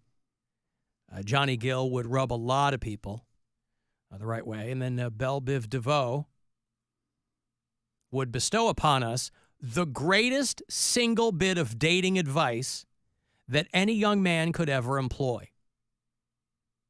I have it stitched into a pillow at Casa Cox. Never trust a big butt and a smile. Big That butt and girl a is frown. Huh? What about a big butt and a frown? If you got a big butt, you ain't frowning, baby. You own the world. You're out there killing it. So, yeah, Mr. Telephone Man, Cool It Now. They had a bunch of hits. Candy Girl. And then they went off and did their own thing. So, anyway, they just, are in the middle of a residency in Vegas. Every show sold out. They can't get enough of New Edition. Now, they're an old edition now. Of course, these guys are all grown up. They got going as children in the 70s. I got money here. It's $1,000. Every hour you get one of these keywords, courtesy of the Buzzard Bookie. Who couldn't use $1,000? So I hope you win. Good luck. This is your chance to bet with the Buzzard Bookie and win $1,000 now. Enter this nationwide keyword at WMMS.com. Cash. That's cash. Enter it now at WMMS.com. Alan, does Rob have the Cavs tickets in Willoughby? Nope. No. He doesn't have them in Willoughby. Boy, you'd be hard-pressed to find stuff happening in Willoughby. That's where you're wrong, Alan. This Saturday, what? Wait, there's what? a lot going what? on I in put my Willoughby. tongue back in my mouth. Yeah. What? This Saturday, I'm headlining a show at Garage Bar in Willoughby, and it's going to be fantastic. You can get those tickets at billsquire.com. And I suggest you get them in advance for one reason. They might sell out. Two, they're more expensive at the door. So save yourself a little money and get them now. Wow. And it's going to be all different material than I did when I was there in February. So billsquire.com, get those tickets. Okay. Now we're 8 talking o'clock. about, just to be clear, this is not Willoughby in Vermont. This is Willoughby, Ohio. Correct. This is not Willoughby, Virginia. Yes. This is not Willoughby, Pennsylvania. It's Willoughby, Ohio. Willoughby, Ohio. I Yes. think I've been there. Yes, we have. Many It's a times. suburb of Cleveland, Ohio. Correct. All right. This is all coming together. Mm-hmm. It's starting to make sense. Yeah. Okay. Well, anyway. If you want to leave us messages on the iHeartRadio app, feel free to do them there with the little talkback button. Mary, after hearing your amazing performance as Alan's crying girlfriend post La Bamba, I cannot wait for your voice acting career to take off. But please, don't go too Hollywood. Keep doing stand-up because I love you. How about that? That guy should do voice acting. I know, right? Great voice. I got one over the weekend that I'm supposed to record today. It's due Wednesday, but I'm not feeling it. It's for a 17-year-old. Ooh, from 50-year-old lady to 17. I know, really running the gambit. A 17-year-old cartoon character who is fiery and feisty. Ooh, fiery and feisty. Has powers and free-spirited, inquisitive teenager with magical powers that she has to keep under wraps. Oh, my goodness. You can't let anybody know about this. Yeah. I think, I'll play the little clip here. It was in a promo that ran over the weekend. It's talking about taking a girlfriend. Well, a girlfriend took me. She wanted to go see La Bamba, which came out when I was in high school, the Richie Valens film, where Lou Diamond Phillips played the doomed young songwriter. He died in that plane with the Big Bopper, and Waylon Jennings was supposed to be on that plane. Gave his seat to somebody else. But Richie Valens died in that plane crash. And the girl I was dating, she's Puerto Rican. She wanted to go see La Bamba, and she was sobbing. Very sad movie. But she was sobbing. And, of course, Mary played the part of the girl because I'm not a good consoler.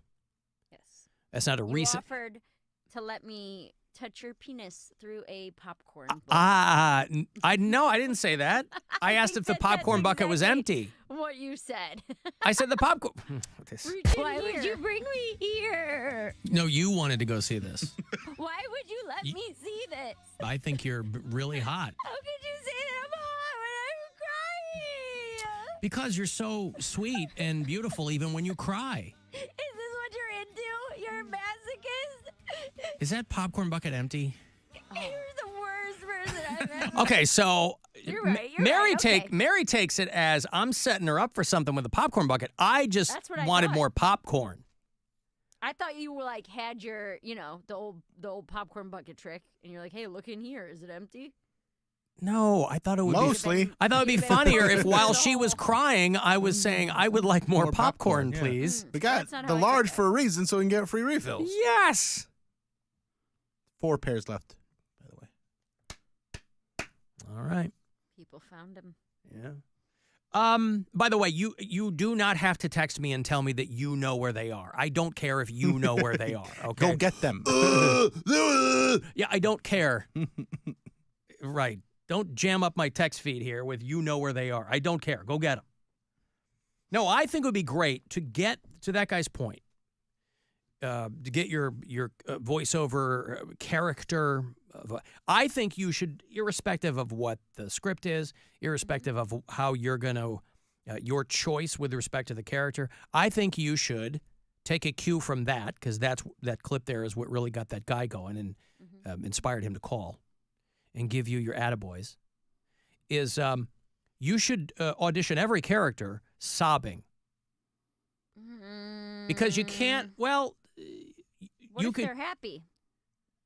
Then it's happy tears. You've really got to, that's a great way to carve a niche for yourself, you know? I'm always crying.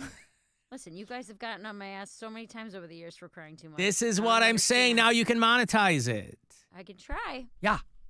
This one today. You're not averse to crying. The You just 17-year-old girl, I was going to play more whiny because she's, complaining a lot. And I was like, she's, nice annoyed with her stereotype, dad. Mary. Well, I mean, I read the script and I was like, this sounds like whining to me.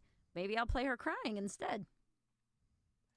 Does the script say whining?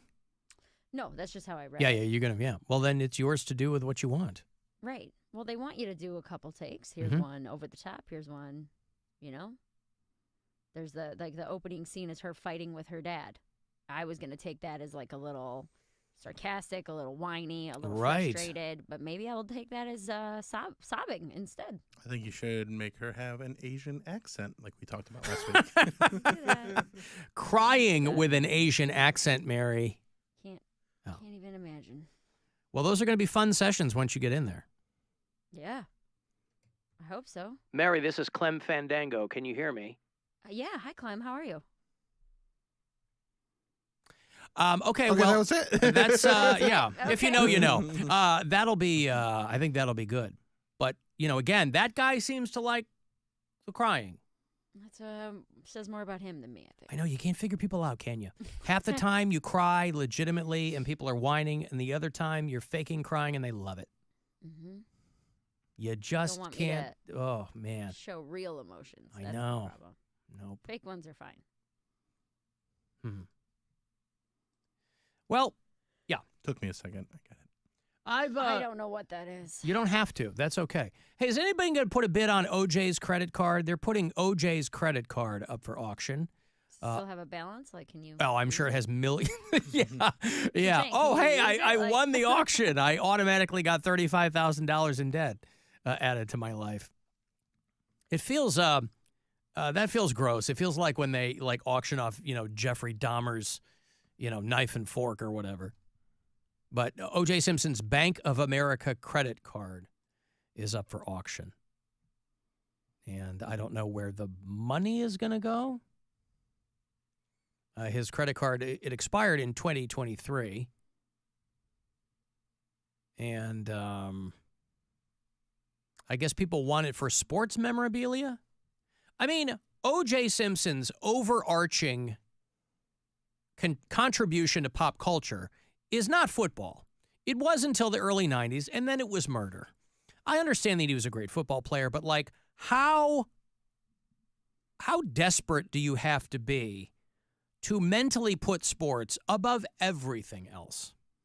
For people to go, well, this is a piece of sports memorabilia. Yeah, he did play sports, yes. How long had O.J. been retired before he killed Nicole Brown? 15 years, maybe? There you go, 15 years. 30 years ago, his career was fully in the rearview mirror. This guy hadn't just, like, come off the field and tried to figure out what to do with himself in retirement. So, if you're in the market for something like that, I don't know what the current bid is up to, but... maybe it's haunted. A haunted credit card. Mm-hmm. The current bid is $2,075. But there might be a buy it now option.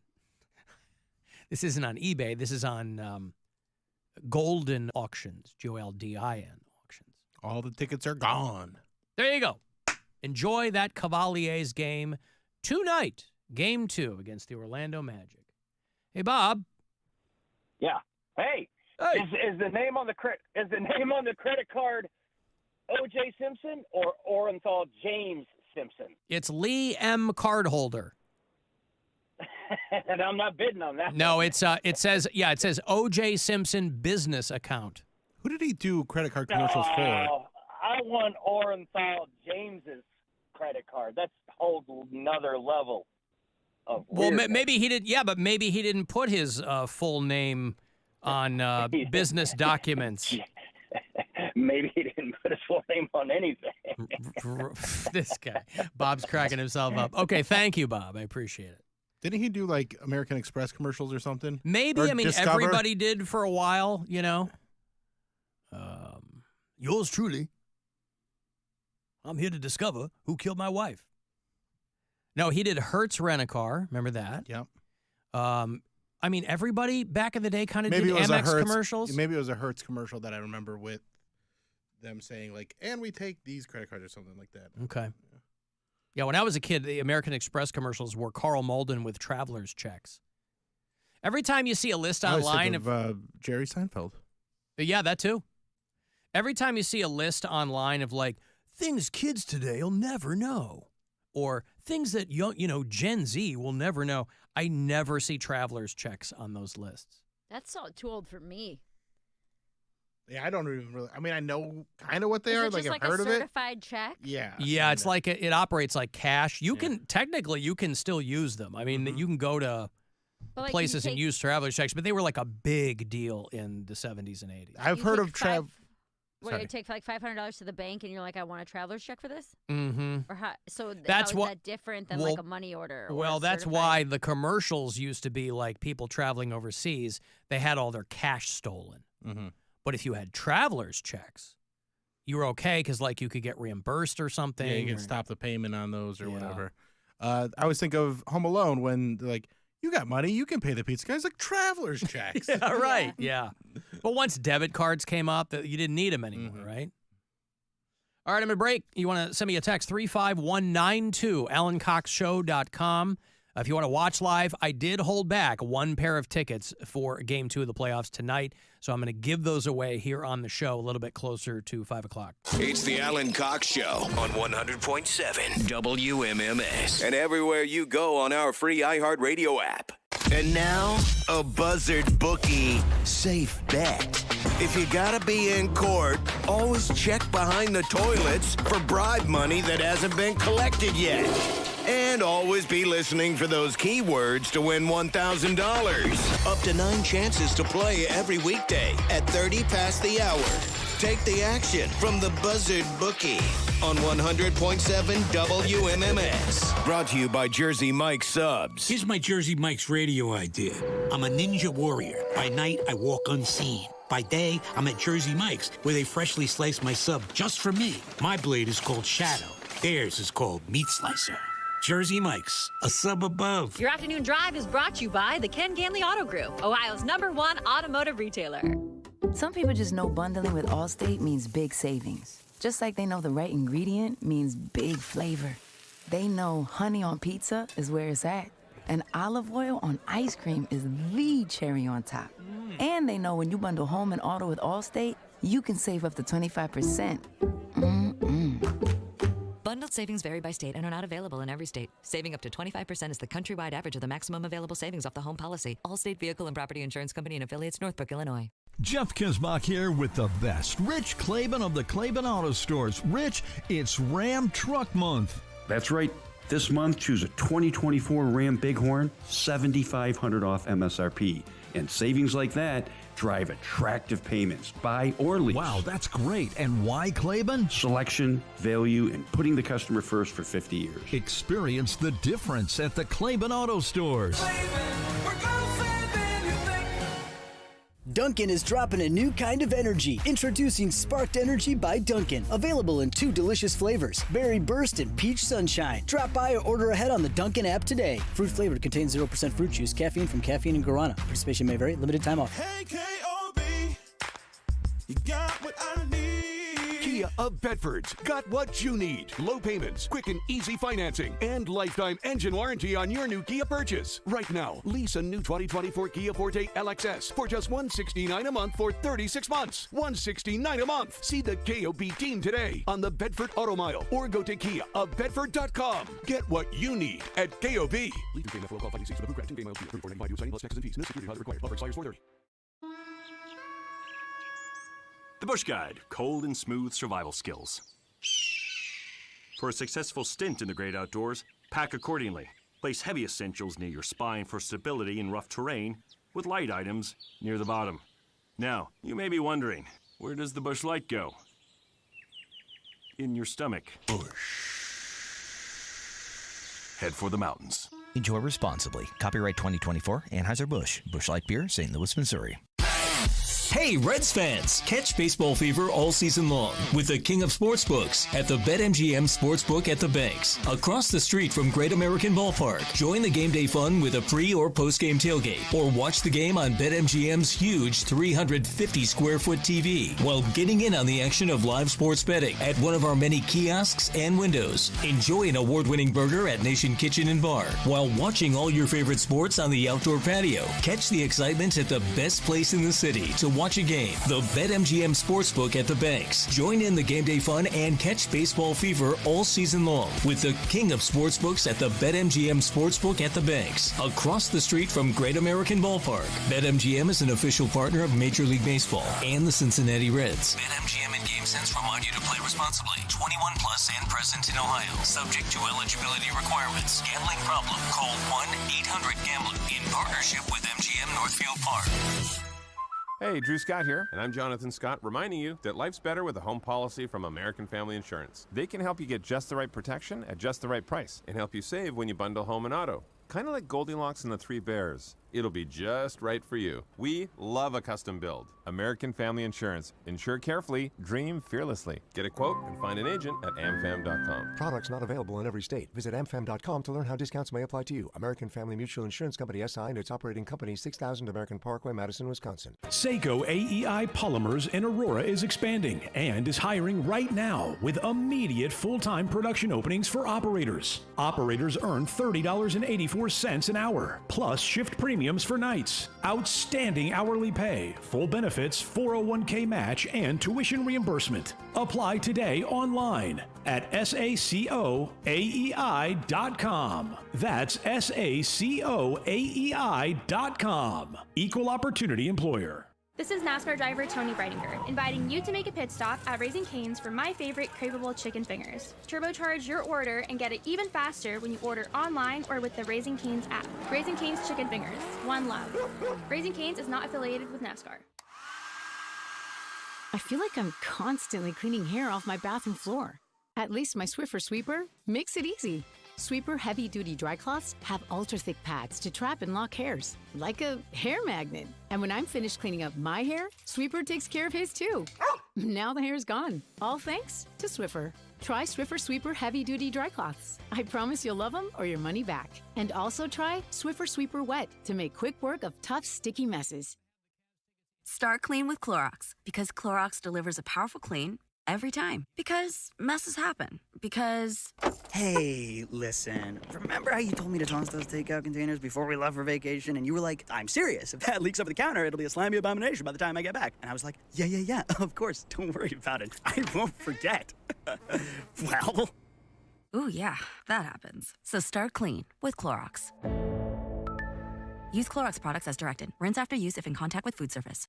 It's time for the 2024 NFL Draft, and iHeart is your home for the NFL Podcast Network. Get all the insights, mock drafts, and trade rumors. Listen to NFL podcasts on America's #1 podcast network, iHeart. Let's go! Open your free iHeart app and search NFL to start listening.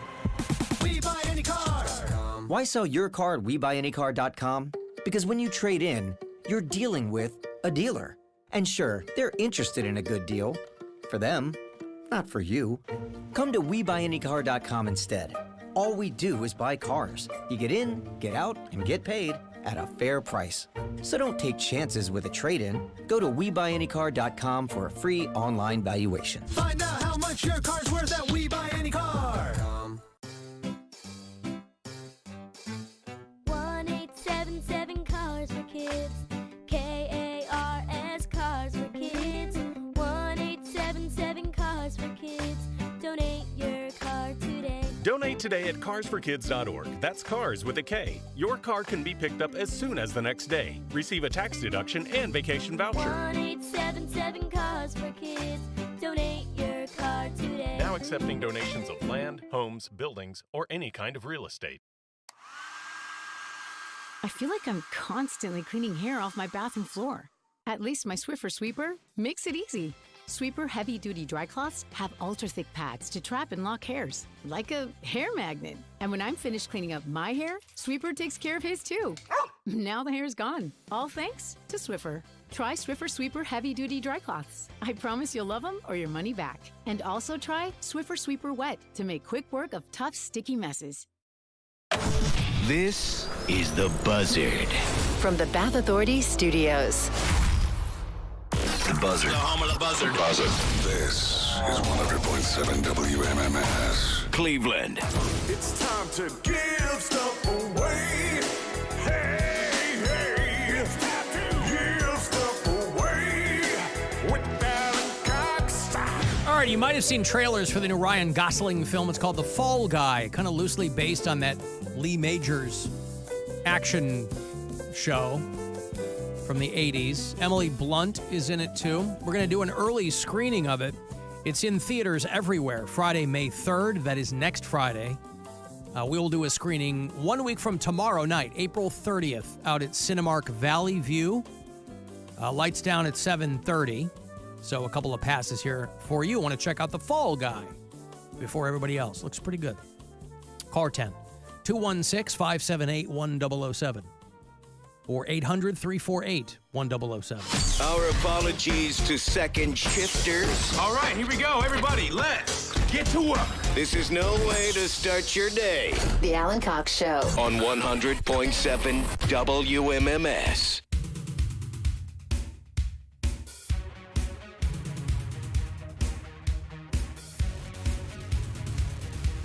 $35192 to send me a text.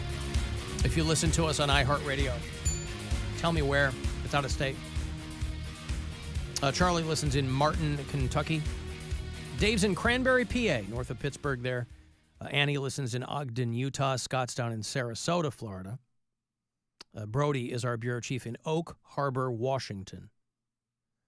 And Catherine listens in Tampa. So thanks, one and all. Cavs, Game 2 tonight. We pass out all of our playoff tickets except one pair that I held back, so I will have that for you to win. You'll just have to be caller 10 a little bit later on, probably a little bit before 5 o'clock. I'll hand those off. I got Clutch tickets for you. In about a half an hour, they announced that the tour they're doing with Rival Sons. They're co-headlining. And they're rotating the opening acts. We're getting Fu Manchu here in Cleveland. I know Blackstone Cherry are doing some other dates, but I would put my money on Fu Manchu. So that is September 19th. MMS presenting Clutch and Rival Sons. And then some other stuff in there, too. I was driving my dog to the groomer on Saturday morning. And I drive past, I guess there was this big popular bakery on the east side for a while. It's called Kelsey Elizabeth Cakes. So I guess it was a big deal when they closed. And they opened up a brand new spot out by me. And I'm driving my dog to the groomer, and I pass this, and I look over, and there's a line wrapped around the building. It's not a small building. Wrapped around the building. It's 47 degrees. It's about 9:45 on Saturday morning. So on the way back from the groomer, drop my dog off. On the way back, I pull into the parking lot up alongside part of the line, and I roll my window down. I ask this lady, I say, what's the line? Because I'm thinking, oh, they just opened. It's probably like, you know, we're giving away wedding cakes for the first 20 brides or something like that.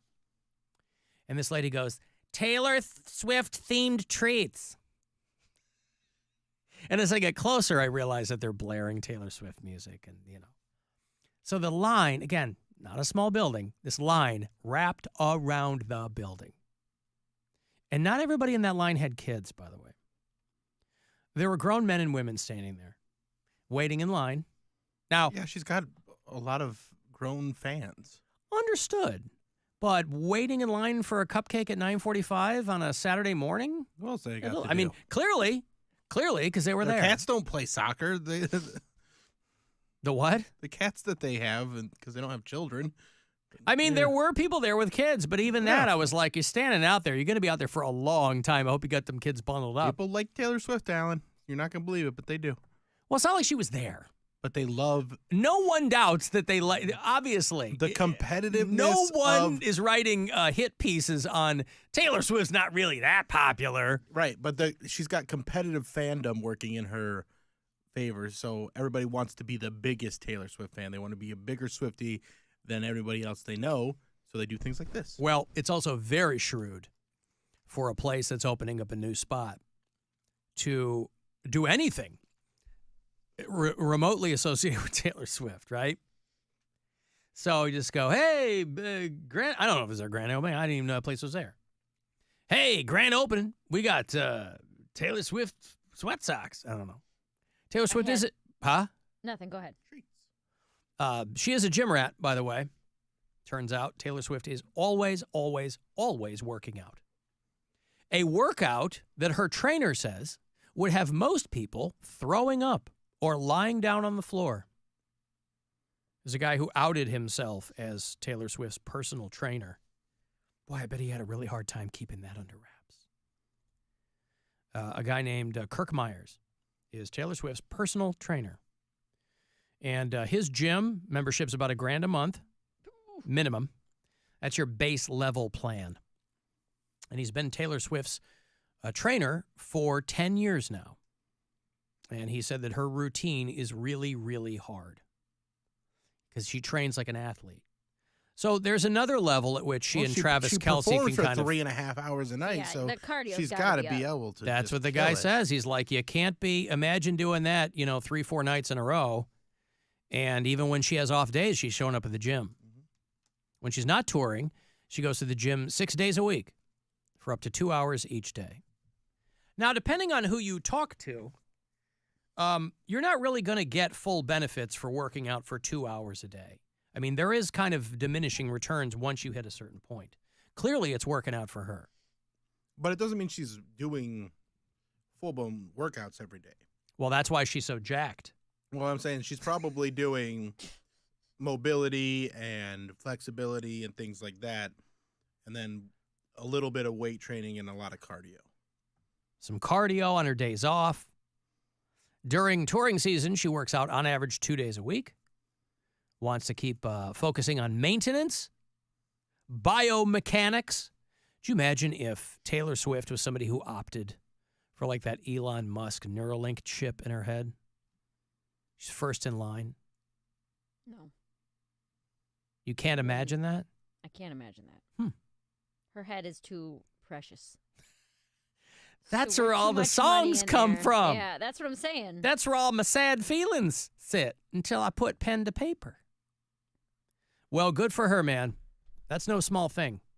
You're up there running around and because I always wonder, if there aren't a lot of artists, and she's early 30s, she's been doing this for 10 years. There aren't a lot of artists who are running around a lot on stage. You think of somebody like Mick Jagger. And you can make fun of Mick Jagger all you want, and you can go round and round and round with people as to whether or not the Rolling Stones should have hung it up or whatever. But the guy's running around every night. He's 80 years old. He's going to be 81 in July. Never got fat. That's the way to do it. Now, I don't know, I think we can all probably figure out that Mick Jagger's not doing 2-hour workouts six days a week, but I don't know. When someone never gets fat. What's that? You love that someone never got fat. I do. Yeah. You're in rock and roll. The number one rule of rock and roll is don't get fat. Not if you're Meatloaf. And where's Meatloaf now? He's dead. He's in the but ground. He was a big fat boy, and I loved him. I'm just saying. Nevertheless, I don't love you for your body, Mick Jagger. The rule in rock and roll is don't get fat. So what do they always say when these guys show up in these nostalgia tours? They go, "Oh my God, look at this guy!" That's what you say. I say no. A lot of people say that. Show up fat. I don't care. Not when you're paying. I'm the one guy who says, "Oh look, that rock star got fat." I'm saying, let me see them fat boys play. But them fat boys can't play or sing or move if they're fat boys. They can play and sing. They can't move, but they're not moving that much anyway. You think that gaining a bunch of weight doesn't change the way your voice sounds? I don't. I do. You listen back to old shows where you're skinny. I've listened back to old shows where I was fatter. Really? When I was like peak alcoholism, I sound different. And I Bill, think the alcoholism. No, I think your voice sounds different when you're skinny too. You don't sound the same. Different microphone. I don't think that's it. I don't think it's the. I think that when people, fatness. I will argue this till the day I die. I feel like when people are heavier versus smaller, they sound different. Well, depending on how heavy they are, you're absolutely right. That will put a drag, literally put a drag on every part of your body. But, I mean, I've never gone back. I wouldn't even know where to go back and find that. But Polo show, you got a clip from 2015? Bill was skinny in 2015. I was fat in 2018, 2019. This guy, Mark, who emails and sends us stuff pretty frequently, he's a teacher, and he sent me a picture of Iggy Pop. He goes, "Is this what you want to look like?" Because Iggy Pop is like a skeleton with, skin hanging off of him. And for a long time, he was able to pull it off. But now he's terrifying now because it's just the skin is kind of hanging off him. And he's 77 years old. And he's like, "Is this what you want to look like in 20 years? I'm like, "That's what I want to look like now." Iggy Pop. Shirt off. I mean, not really. It's if you Google Iggy Pop, it's terrifying. But for a long time, I mean, this is not a guy, the guy's never had a shirt on in concert. You can't show up one day in a shirt when you're known for running around shirtless. I saw Iggy Pop one time about 20 years ago. Saw him at the Hammerstein Ballroom. Or no, I'm sorry, the Roseland Ballroom. That's the one that closed. I saw him at the Roseland Ballroom. It was when he was doing an industry show after the VMAs, and it was him reuniting with the Stooges. And it was great. He's shirtless, still rolling around on the stage, getting himself bloody. He ain't doing that now. He's living in the islands with his wife or whatever. But you can't one day just show up with a shirt on. You think of a guy like Jelly Roll, these big artists. Would he sound different if he got skinny? Yes. You think so? Who was that guy, that famous guy who lost all that weight and wasn't good anymore? John Popper? Was Suge Knight ever skinny? He was never a performer. Who am I thinking of? I think he was a R&B guy. Ruben Studdard? You're thinking of Luther Vandross. Luther Vandross. Didn't people say that skinny Luther Vandross wasn't as good as fat Luther Vandross? But that wasn't his voice changed. No, they were like, we like fat Luther, because that's how they came to know him, right? Yeah. I don't think that had anything to do. Tell the difference in his voice. I listen to best ofs where I can tell. I'm like, I was fatter then. You can hear it. It's like your throat is smaller. Yeah, but is that maybe just a self-fulfilling prophecy, or like it's confirmation bias? I mean, if you knew you were fatter, you might listen with different ears. No, like you can hear that people sound different. I'm telling you, if you were to pull a clip, I'm not saying you're wrong. I don't know that I would ever notice that. I bet Bill well, it's also been 9 years. I was going to say, Bill, if you're saying 2015, that was almost a decade ago, you're going to sound different in 10 years, but. I think that's true. Well, you might be right. Bill was skinny in 2015? 2015, 2016, yeah. Yeah. I mean, I can't really bring one of those up, but I can find it. I'm take looking your on word for YouTube. I'm finding. But you also, I mean, like I said, you have to take into consideration you were 10 years younger. So you're going to sound younger. Yeah, but I don't know that 10 years is going to change your voice. 10? Yes, it will. I 10 don't years? I don't sound I bet I don't sound different. I guarantee you do. If you How? pull up a clip from 2014. Just from being 10 years older? Yes. I'm not Yes. 90. I mean, that's 10 Your years voice, ago. Yes, but you're going to sound different in your 40s than in your 50s. It's not like your vocal cords never change. It might be more gravelly. It might be, you might, I don't even know, maybe your cadence. I'm telling you, dude, people's voices change as they age. I agree. I'm not disagreeing with and you. as they get fatter or I'm skinny. simply saying I don't know that you would notice that within the span of 10 years. And I also If you were think- like, oh, I sound different at 60 than I did when I was 20, yeah, okay. But when you're fatter, your cheeks are bigger. I'm well, not you're really even joking. Well, now it feels like you're reaching. I mean, I'm trying to come up with like what would explain it. Your cheeks are fatter, so there's less room for your tongue to move around. Yeah. I sent you a clip from 2017 where I was still pretty skinny, and I was about to go on vacation, and I wore a Hawaiian shirt. Erica hates Bahama Bill. Yeah. Okay. You wore a Hawaiian shirt. She didn't like it. Let's see if Bill sounds different. Already in full-on weekend mode. Yep. He's got some Tommy Bahama shirt on. I bought this in Jamaica, and it's just Yeah, you hear? Because I'm sick. That's why I sound different. been staring at me in my closet. I'm like, man, I love that shirt. I should wear that. And I was like, you know what? I'm taking the day off tomorrow. Sure. Why not have a nice day today too? Right. Right. Yes, And it's you can very, tell very he's bright. skinnier. His voice is a little bit higher. It sounds more, not youthful, but it sounds more like energetic almost. Well, I would You imagine. sound I would I was imagine. going on he- vacation the next day. I was Yeah, excited. he's excited. Sound different in this clip. I would imagine It's a he different had. studio as well. I would imagine he is had not- no. more energy when he was thinner. But that's what never I had mean. And a energy. different Those types studio. of I've things never ever change had your voice. energy. Even when you were skinny, Bill, you didn't have more energy? No, I was Really? always tired because I was always hungry and tired of working out. Oh, I see. No energy whatsoever. You didn't get more energy from working I out? never had energy. Really? I get like 15 minutes where I'm like, I feel great. Wow. And then it's gone. I've been back in the gym now for about 3 weeks, and I can totally tell the difference. So, Mary, you contend that it's He sounds different. Well, you're It's throwing because of everything in. your You're weight. throwing age in. You're throwing skinny in. You're throwing. Oh, well, I originally said because of weight. If you were to play a clip from 2018 or 2019 when I was new to the show, I guarantee I sound fatter. Right outside, so he's got his sunglasses Got my on sunglasses indoors. on, you know. Erica looks skeptical. Got my strawberryta.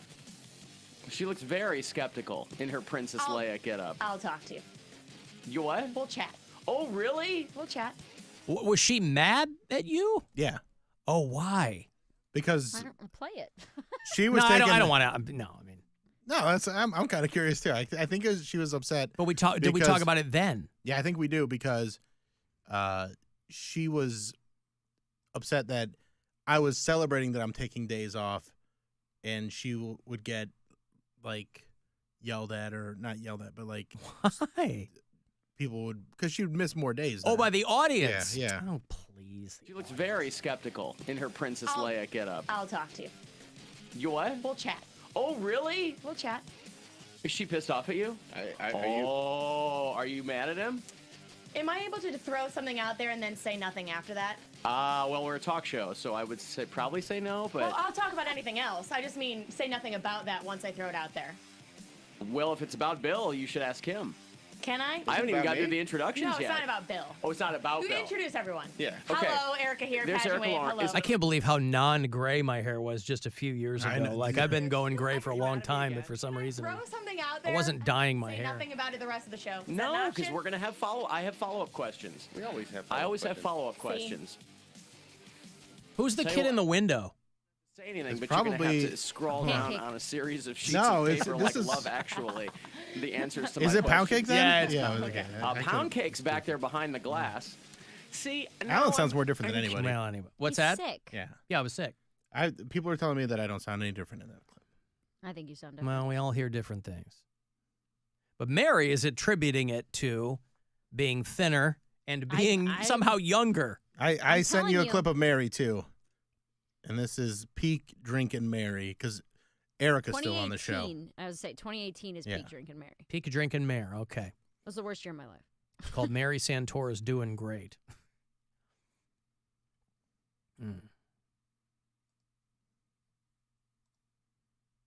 All would hit. Yes. So it'd be and like then the what, water 4 drinks? Mm-hmm. 4 drinks maybe? We call those beer tears. Yes.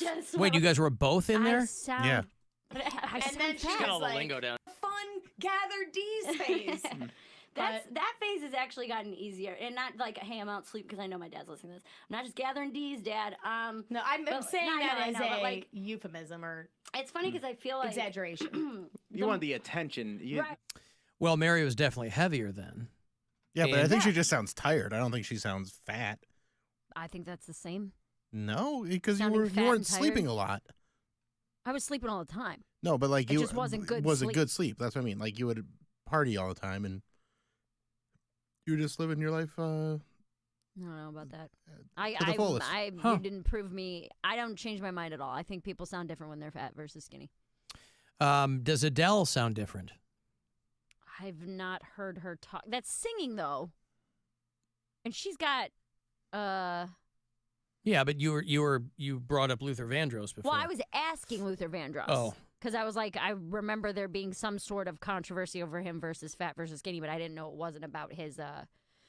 No, I what's think it people called? just like Fat Luther. I think they were really thrown, but then, of course, he was gay, too. So I think he wanted to get into better shape, and he was.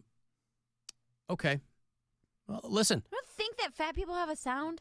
I think when you're like when their mouth is incredibly too small, fat, maybe when they reach 600 or 700 chins pounds, are but putting pressure on your neck, it's going to make your vocal cords sound different. If you have more neck and chin and face and cheeks, it's going to make your voice sound different. I mean, I feel like that's just science. I think you have to get to incredible levels of fatness for that to be. I mean, Bill, between then what's and happening. you, 100-pound difference? Yeah. That's a lot of difference. Between Right, but me, it's that's not a all in my 30-pound neck. difference. But, okay, 15 Science might be in your head. is a liar sometimes. There's not 15 extra pounds on my head. It might be. You're thinking it's of me. not. My face is always fat. What I'm saying is that there's a difference. Your body is going to, the way that your body works is going to be different when you're skinny versus fat, and I don't know why that would not affect your vocal cords as well. I just don't think it does, and I don't think I sounded any different in You those. sound so different. I think the microphone sounds different. I don't we think go. I sounded different. Well, grasping at straws. I don't think there's anybody who's going to sound exactly the same 10 years down the road. But I don't know that I would attribute it to age per se. I don't know. You could be 100% correct, Mary. I don't know. Don't know. But people are texting me saying that, like, when I play really old Some Of shows, you can tell. But again, different room, different acoustics, different voices on the show. Well, then by that measure, then we should have sounded different when we were in the street side studio than in the studio. We you're in do. now. That's why I moved us in here. A full wall of glass absolutely messes with the acoustics and the lighting. So if you were to pull up a clip from that show, you're saying that you would be able to tell a distinct difference between something from October of last year than something right now. Yes, but not our voices, the acoustics of the room. That's why I moved us in here. That glass, the sound just bounces all over the place. I didn't want that. You're not sealed up. So yeah, not the quality of our voices. It was that room. That's what I'm saying, though. Yeah. Oh, that yeah. would change the way that we sound. I would. We're saying the same thing. No, because you're saying microphone. The reason why Bill sounds different in that last clip is it was a different studio, and I'm saying by I think that that's part of logic, it. I'm saying by that logic, then he should sound different from last October if it was because it was a different studio. He did. No, we, he didn't. we all did. Oh. No. Okay. You're wrong. I could be. But we know I'm not. I've got to take a break here. If you want to send me a text, 35192, I'll have those Clutch tickets for you. MMS presenting Clutch and Rival Sons on that co-headlining tour, the Two-Headed Beast Tour in September at Jacobs Pavilion. And then another $1,000 is straight ahead of you, 4:30. Listen for that next keyword to grab $1,000 from the Buzzard bookie. It's the Alan Cox Show. Everywhere on our free iHeartRadio app. Or whatever smart device you have. Just tell it to play the Alan Cox Show on iHeartRadio. From the Mr. Hero I crave a hero. Weather Center. WMMS weather. Tonight, partly cloudy down to 45. Tomorrow, increasing clouds. Rain likely in the late afternoon and also in the evening. High tomorrow, 61. Mostly cloudy Wednesday, high 49. This report is sponsored by the Ohio Housing Finance Agency. Thinking of buying a home but don't think you can afford it? The Ohio Housing Finance Agency provides down payment assistance and affordable loan options to eligible Ohioans. Learn more and find out if you qualify by visiting myohiohome.org. Home ownership. Make it part of your future. Tired of overpaying for wireless with Verizon? Now you can put T-Mobile to the test for free. T-Mobile's Network Pass lets you test drive America's largest 5G network for 3 months while you keep your current phone and carrier. Get real-time stats and see how T-Mobile's coverage stacks up against Verizon. Plus, families and small businesses can save up to 20% versus Verizon when they switch. At T-Mobile, you don't have to choose between a great network and a great price. You get both. See for yourself with our no-strings-attached 3-month free trial. Download the T-Mobile app to get started today or visit our store to learn more. One trial per user. Compatible unlock 5G device required. Plan savings with T-Mobile third line free on Essentials or Go 5G Plus via monthly bill credits versus comparable available plans. Plan features and taxes and fees may vary. Credits stop if you cancel any lines or change plans. See details at T-Mobile.com. I lock up my Old Spice Fiji aluminum-free dry spray to keep that 24/7 lasting freshness safe for myself. Fresh coconuts, palm trees in the wind. It's like catching waves in Fiji. Actually, I just talked myself into a refreshing spritz of Fiji. My Old Spice is missing! No! We buy any car. We buy any car. We buy any car. Any. Did you know trading in your car at a dealer could cost you money? Research shows consumers who trade in their car pay an average of $990 more. So don't trade in, sell it to We Buy Any Car. Get your free online valuation now at WeBuyAnyCar.com. Research published in the Journal of Industrial Economics, December 2015, showed buyers with a trade-in pay an average of $990 more than those who do not trade in their used cars. The Bush Guide, cold and smooth survival skills. For a successful stint in the great outdoors, pack accordingly. Place heavy essentials near your spine for stability in rough terrain, with light items near the bottom. Now, you may be wondering, where does the Bush Light go?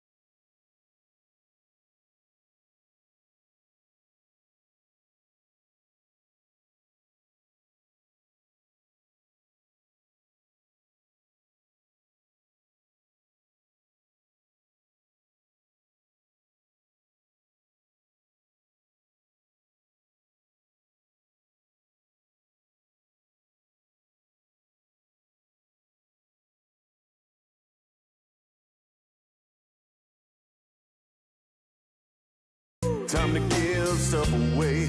All right, to go see Clutch. Always awesome when these guys come to Ohio. WMMS presenting Clutch and Rival Sons. Co-headlining the Two-Headed Beast Tour, we get Fu Manchu as the support here in Cleveland. Beautiful. The whole thing's going to go down at Jacobs Pavilion on Thursday night, September the 19th. So mark it, AXS.com for the details. These tickets for caller 10, first pair this week. Good luck. 2 for Clutch, Rival Sons. 216-578-1007 to win, or 800-348-1007. I met Alan. Did you? I gave him marijuana.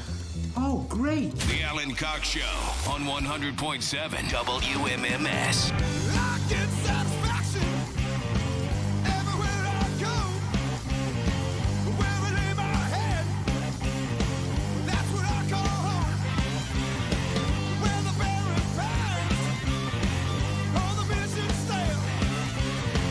Take tomorrow's counter and give 'em back the glare. Bang, bang, bang, bang. Vamonos. It's a pizza song, yeah? Yeah. Dominoes. Love Clutch. It's a very good song. Yeah, Electric Worry.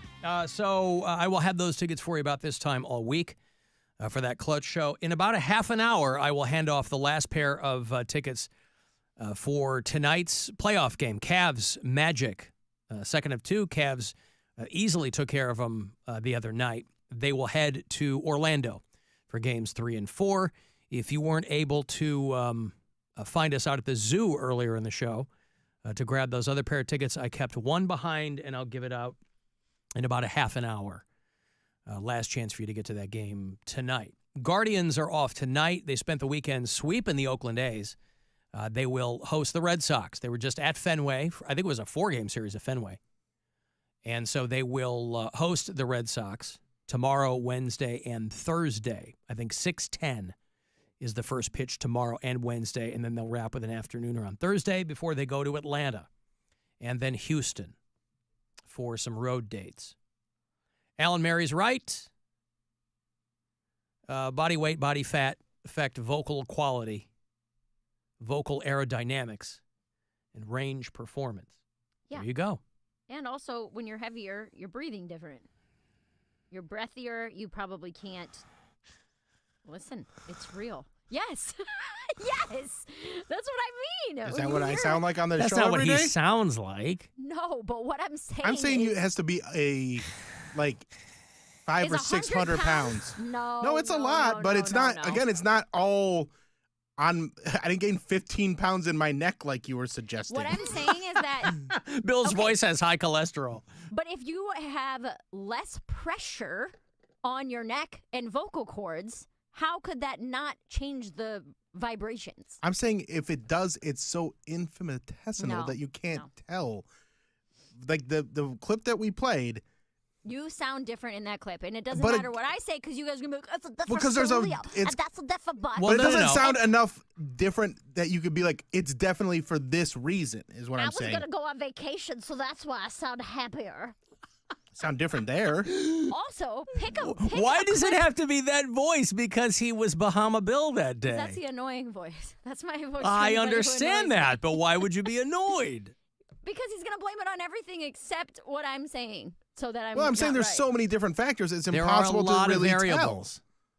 Okay. I mean, there's plenty of people that listen to the show every day, and they just listen, and then they'll see me in public and they go, "Oh, you're fat again," and I'm like, "Yeah." So they didn't hear me get fatter.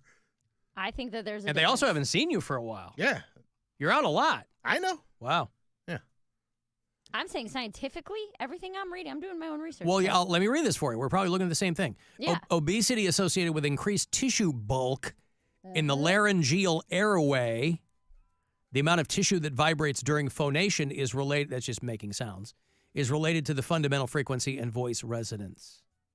AKA, when you are fatter, you sound different. 70% of obese people have dysphonia, like that Rihanna song. And the voice becomes hoarse, breathy, and unstable. Yeah. I'm telling you. That's like an extreme case. That's what Bill's talking about. Is when you can't. Right. What I'm saying is, basically get your cheeks out of the way. I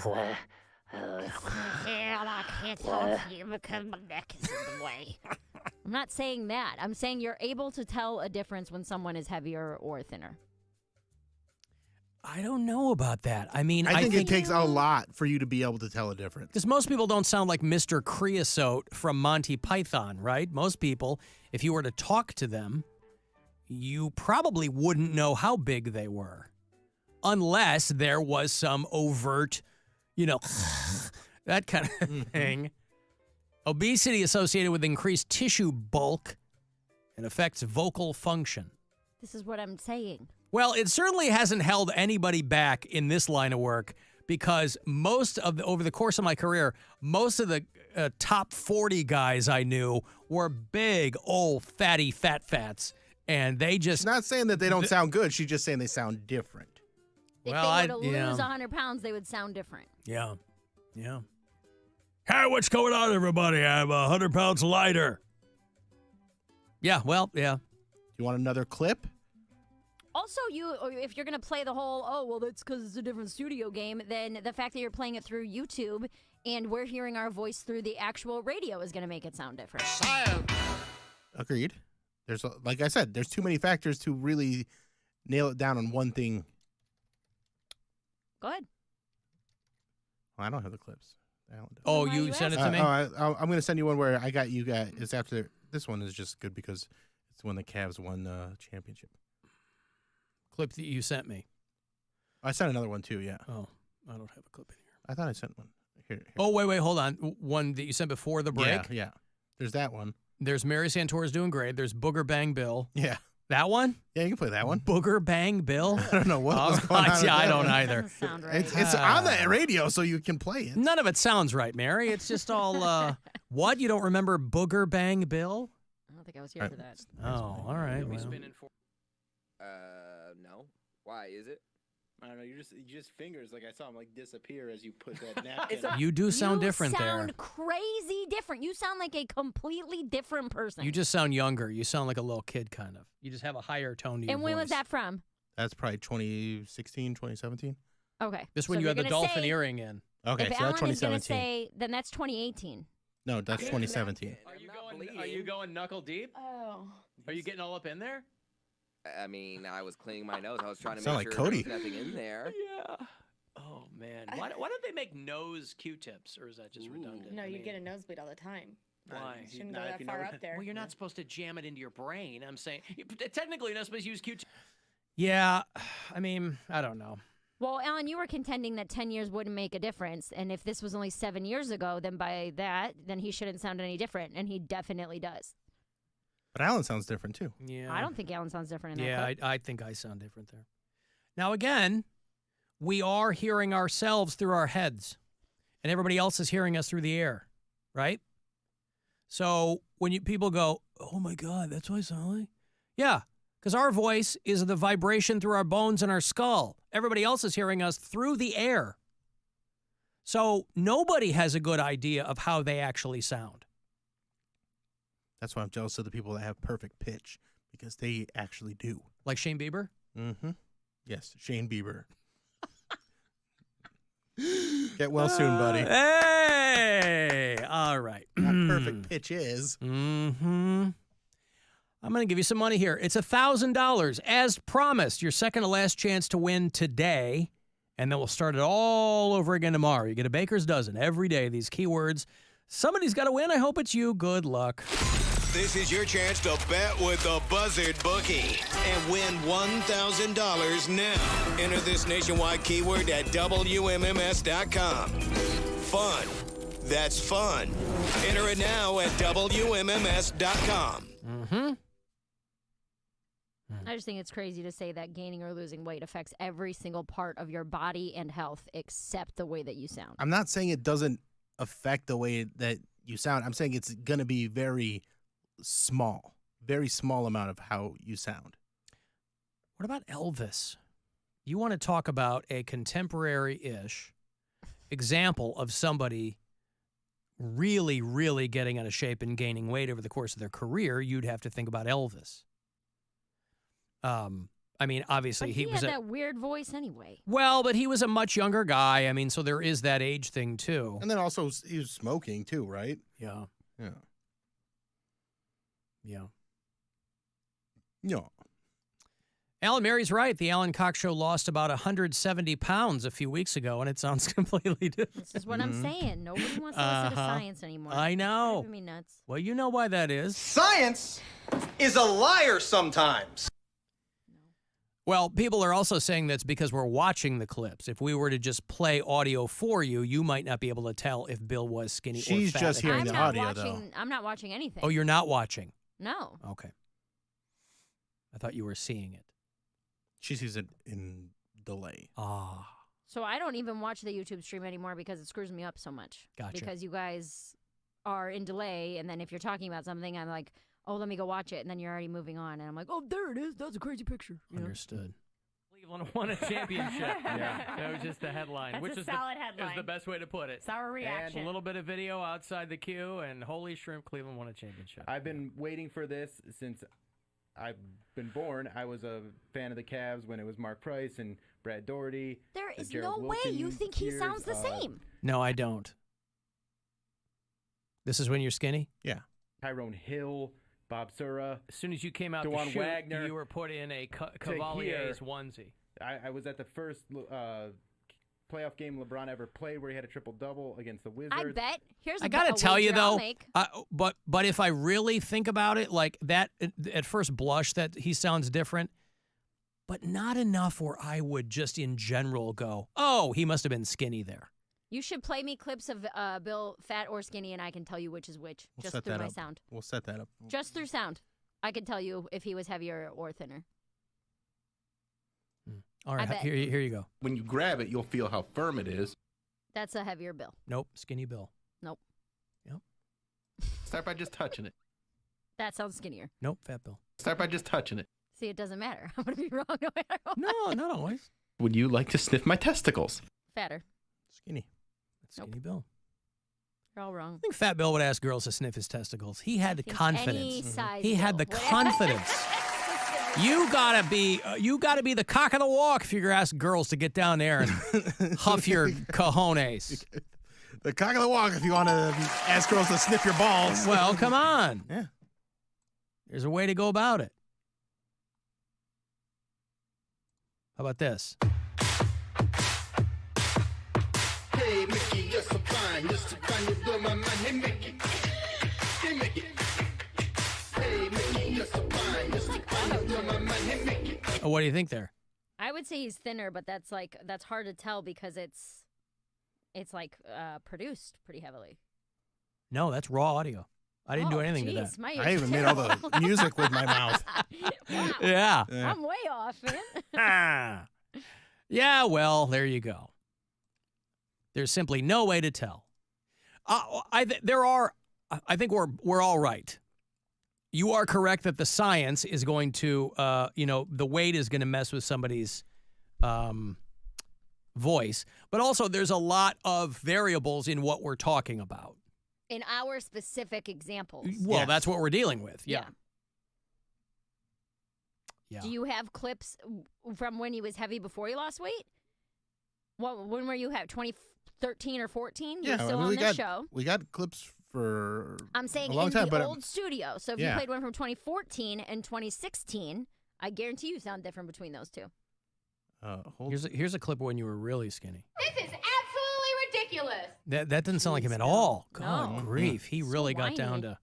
Needed some sugar. Yeah. Hold on. Let me get you a 2013-2014 clip. This is going to be Skinny Bill or this is going to be Heavy Bill. Oh, okay.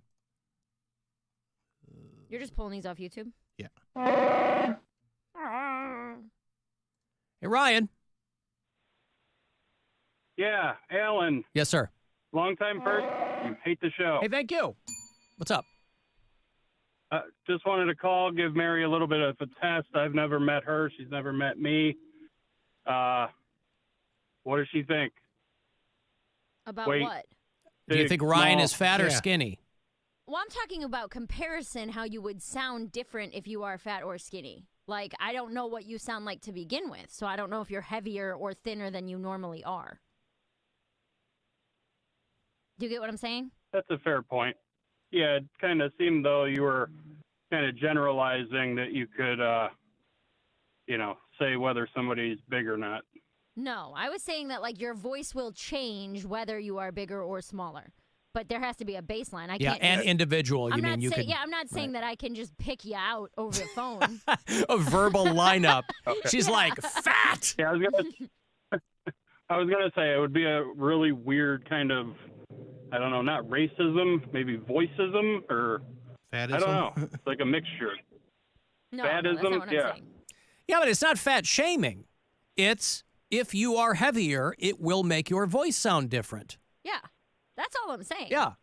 Well, So what is it, well, Ryan? it would Are be you fat are you shaming a if it's- are you a heavier guy or a thin skin guy?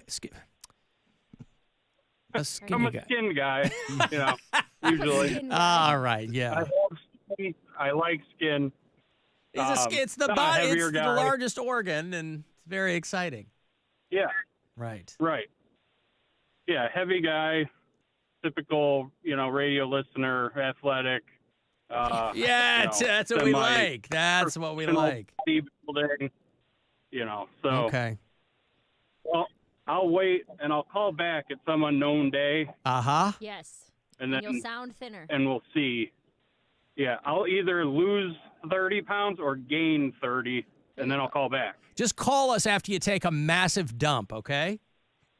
He just did. That'll work. That All right, should be thank you, Ryan. Maybe 2.5 hours. Thanks. All right, thank you. Yeah, I found a clip of Bill from some years ago. Hey, Fatty, why don't you go to the bathroom and catch your breath? No, I'm catching it.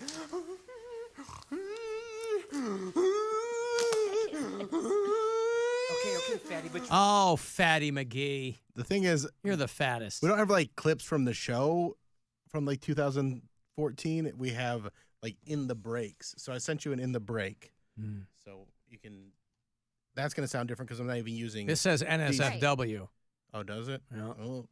I'm not going to play that. I got a break anyway. Okay. 35192. Want to send me a text for anything, you can do it there. You can listen wherever you are on the iHeartRadio app. Rover's Morning Glory. Susie, did you put me in the charity raffle? I did too. You all right over there, Jeffrey? What's in your throat? Bunch of phlegm. Rover's Morning Glory. Weekdays on 100.7 WMMS and 24/7 on our free iHeartRadio app. Your afternoon drive is brought to you by the Ken Ganley Auto Group, Ohio's #1 automotive retailer. Get ready to spend an evening with America's favorite husband, Steve Trebbio, at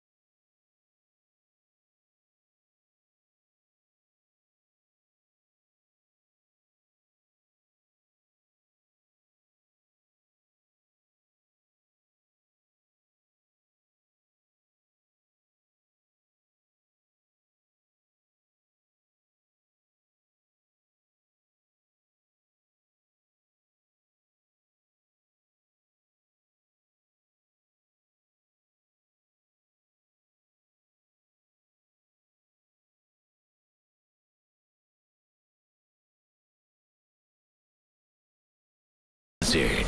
From the Bath Authority Studios. The Buzzard. The home of the Buzzard. Buzzard. This is 100.7 WMMS. Cleveland. All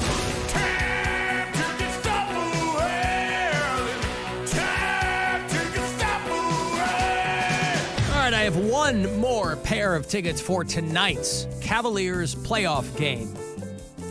We hid some for you at the zoo, but those are gone. So I held one back. Cavs Magic tonight. See if the Cavs can make a 2-0 for this first round before they head to Orlando for games 3 and 4. If you can be there tonight, want to bring a pal, you can have these tickets. Cavs Magic, 7 o'clock tip tonight at the Romo Fijo. Or 10. These are yours. Good luck. Go Cavs. 216-578-1007 or 800-348-1007. Press the yellow button to begin enjoying your Alan. What is an Alan? The Alan Cox Show. On 100.7 WMMS.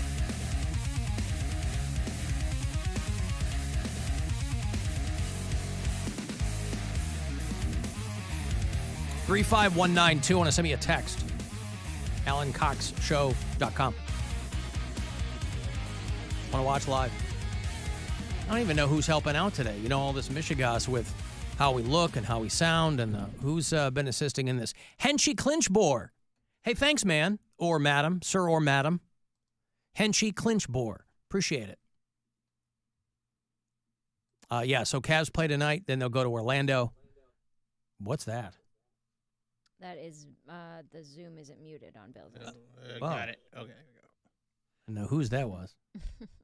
I barely want to hear myself once, let alone twice.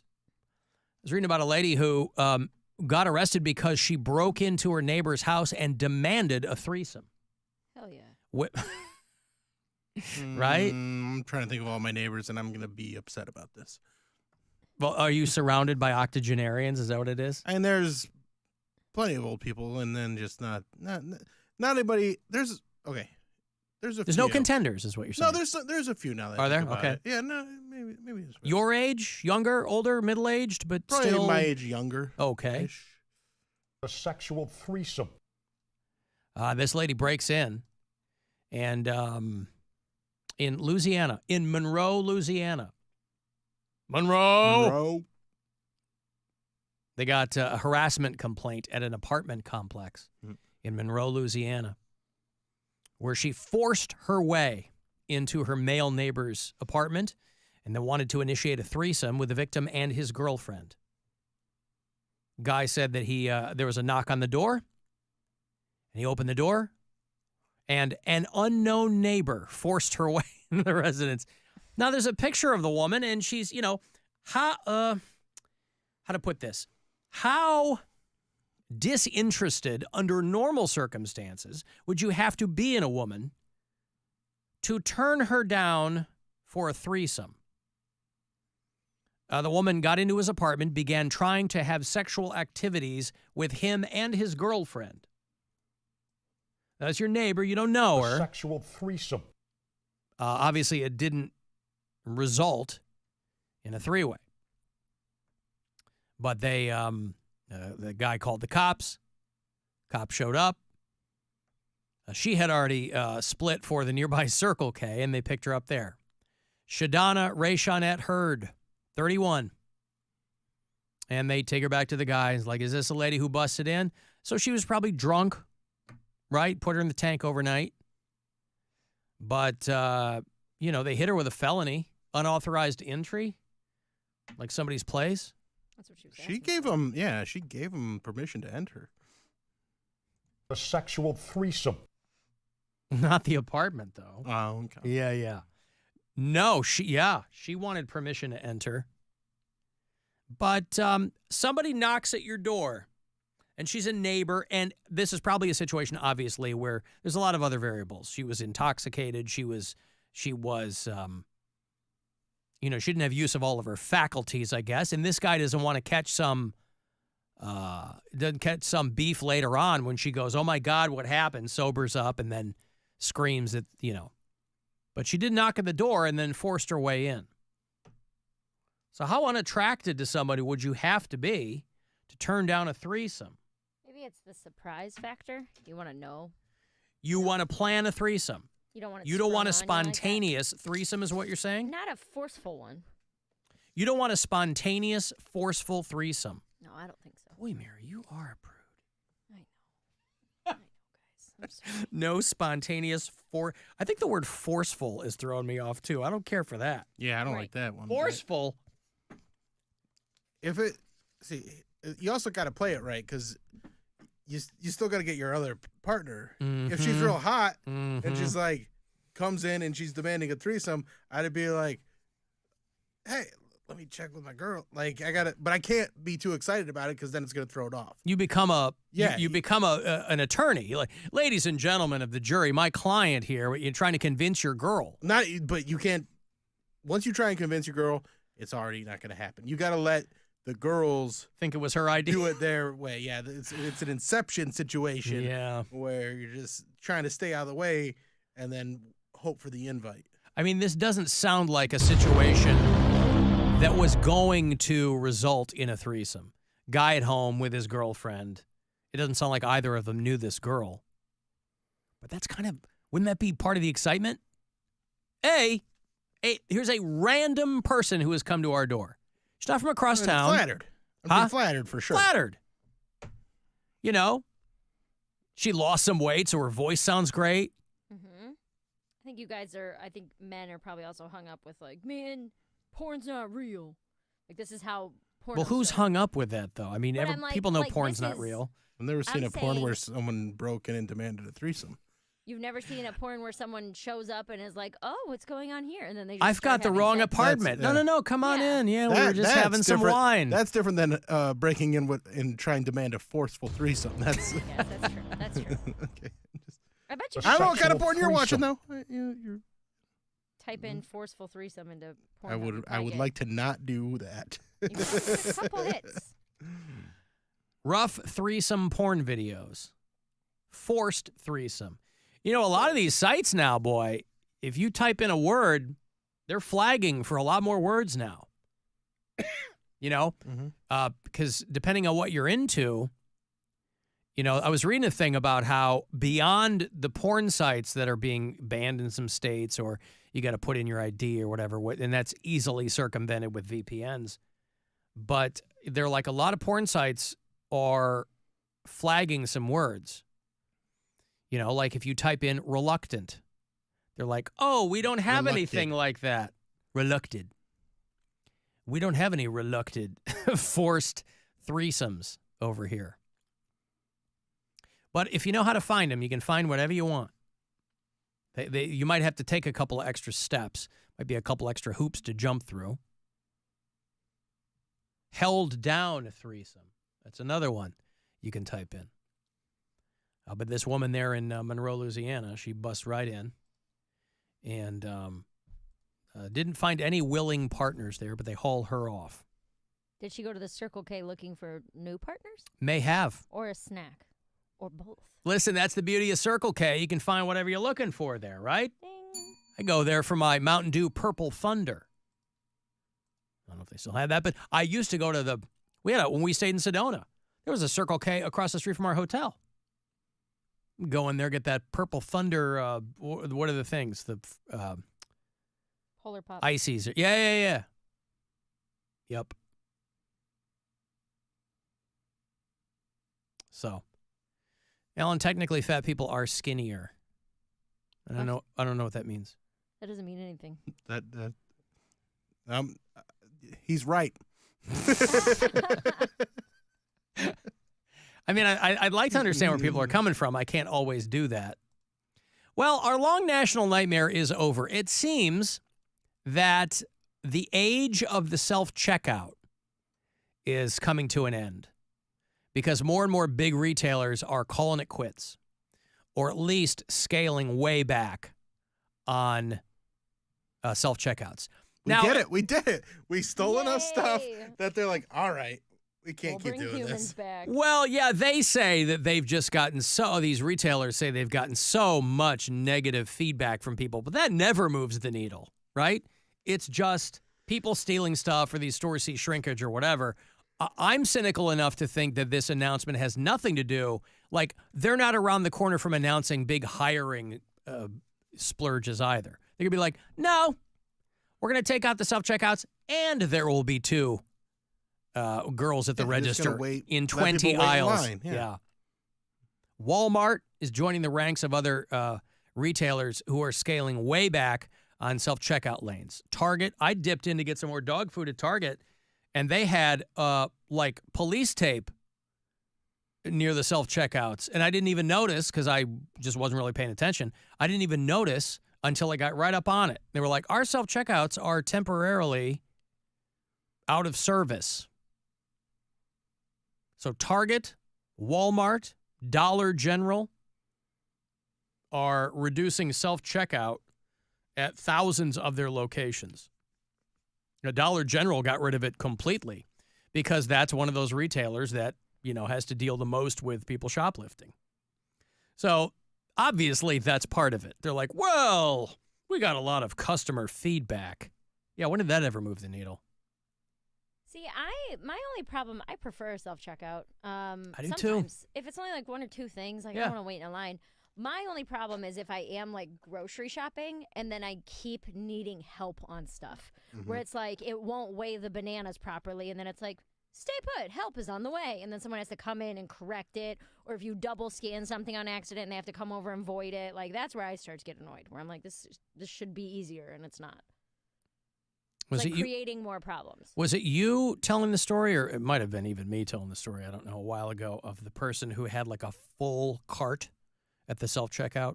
Like they had gone shopping and they went to the self-checkout.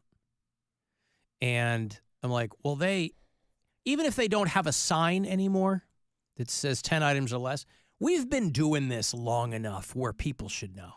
That's like baked into the cake. People are like, well, I don't want to go through the line. So you're going to stand here for 45 minutes and scan your groceries at the, So I don't know. People have the stores obviously have to deal with people stealing.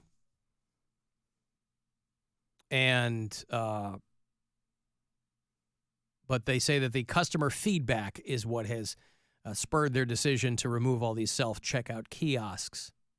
I would imagine grocery stores might keep them, though. I mean, I know Walmart is like part grocery store, but they're talking about Target and Walmart and all that. But I would imagine that you're going to see grocery store chains hang on to them.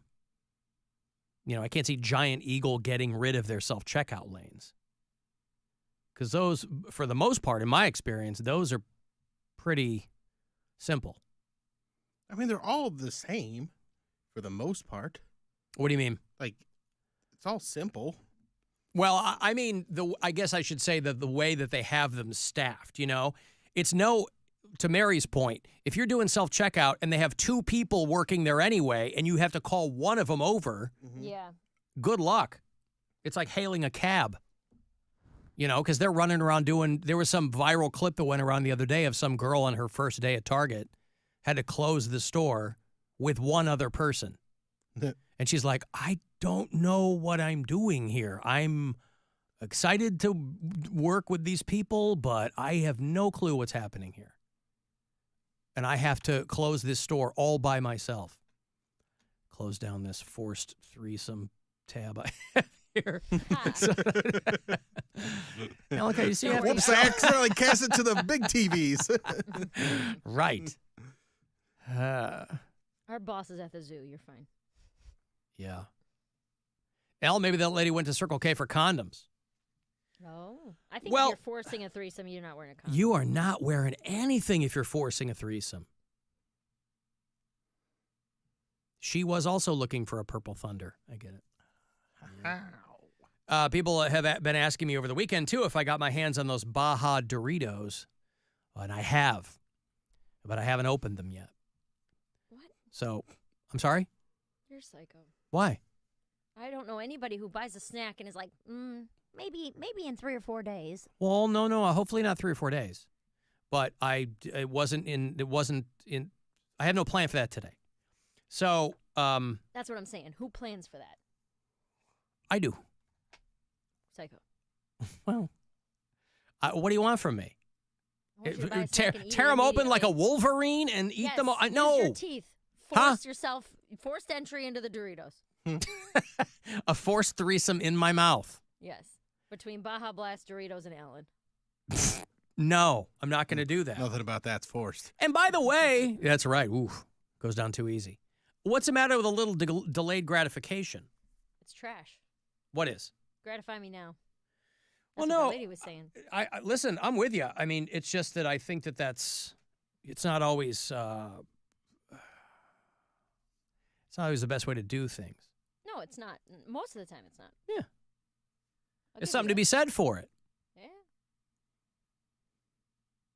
Reducing self-checkout, but they already have barely enough employees, is what I'm saying. I mean, I don't know at what point they're going to start figuring that out. These companies want to, bare bones it at these stores. But at what point are you're cutting into bone and not fat? I don't know. I'm not a retailer. I don't know how they calculate. Something. What's that? Nothing. I don't know how they calculate any of this stuff because they're all competing with Amazon. So I don't know, I had to dip into a Walmart about a week ago to get one thing. And when I went up to the self-checkout, I realized I didn't have my card on me. Didn't have my little card holder that has my debit card, all that stuff. I was like, I'll just pay on my phone. You hold your phone up, scans your phone. It's like tapping your card, right? Mm-hmm. I had to download the Walmart app. And then I had to... They wouldn't just take it through Apple Pay? Nope. That's... Wow. They're like, there's a QR code, and so I scan the QR code, it takes me to Walmart, and then I download the app. I'm literally, it was very early, so it's not like there were a bunch of people there, but if there had been other people behind me, I would have just walked out without my stuff, because I'm standing there like a moron on my phone. I'm like, okay, downloading the app, and then I have to make an account, and then, you put in all your card info so I can buy frigging bananas. Because my fault, I forgot my card, but still, a lot of places, I assume you just go, bink, and you buy with your phone. Your card's on your phone now. Alan, make another trip to Walmart. They have Lay's chips. They've partnered with IHOP. Strawberry and cream pancakes with maple syrup and bacon chips. Is that all one thing? That can't all be one thing. Things. Strawberry and cream pancakes with maple syrup and bacon chips. I like how they've gotten to the point where they're flavoring snacks like other snacks. Hey, Cool Ranch Doritos popcorn. Why wouldn't I just eat the chips? Like, I don't... We're running out of ideas. Hey, we make popcorn, don't we? Yeah. Hey, put some of that Cool Ranch dust on there. No, I like to buy things and then stare at it. You burn yourself with cigarettes every time you want to eat it. Sure do, right in the eyeball. No, not that, but it's also like, how badly did I want this? Because I can be impulsive.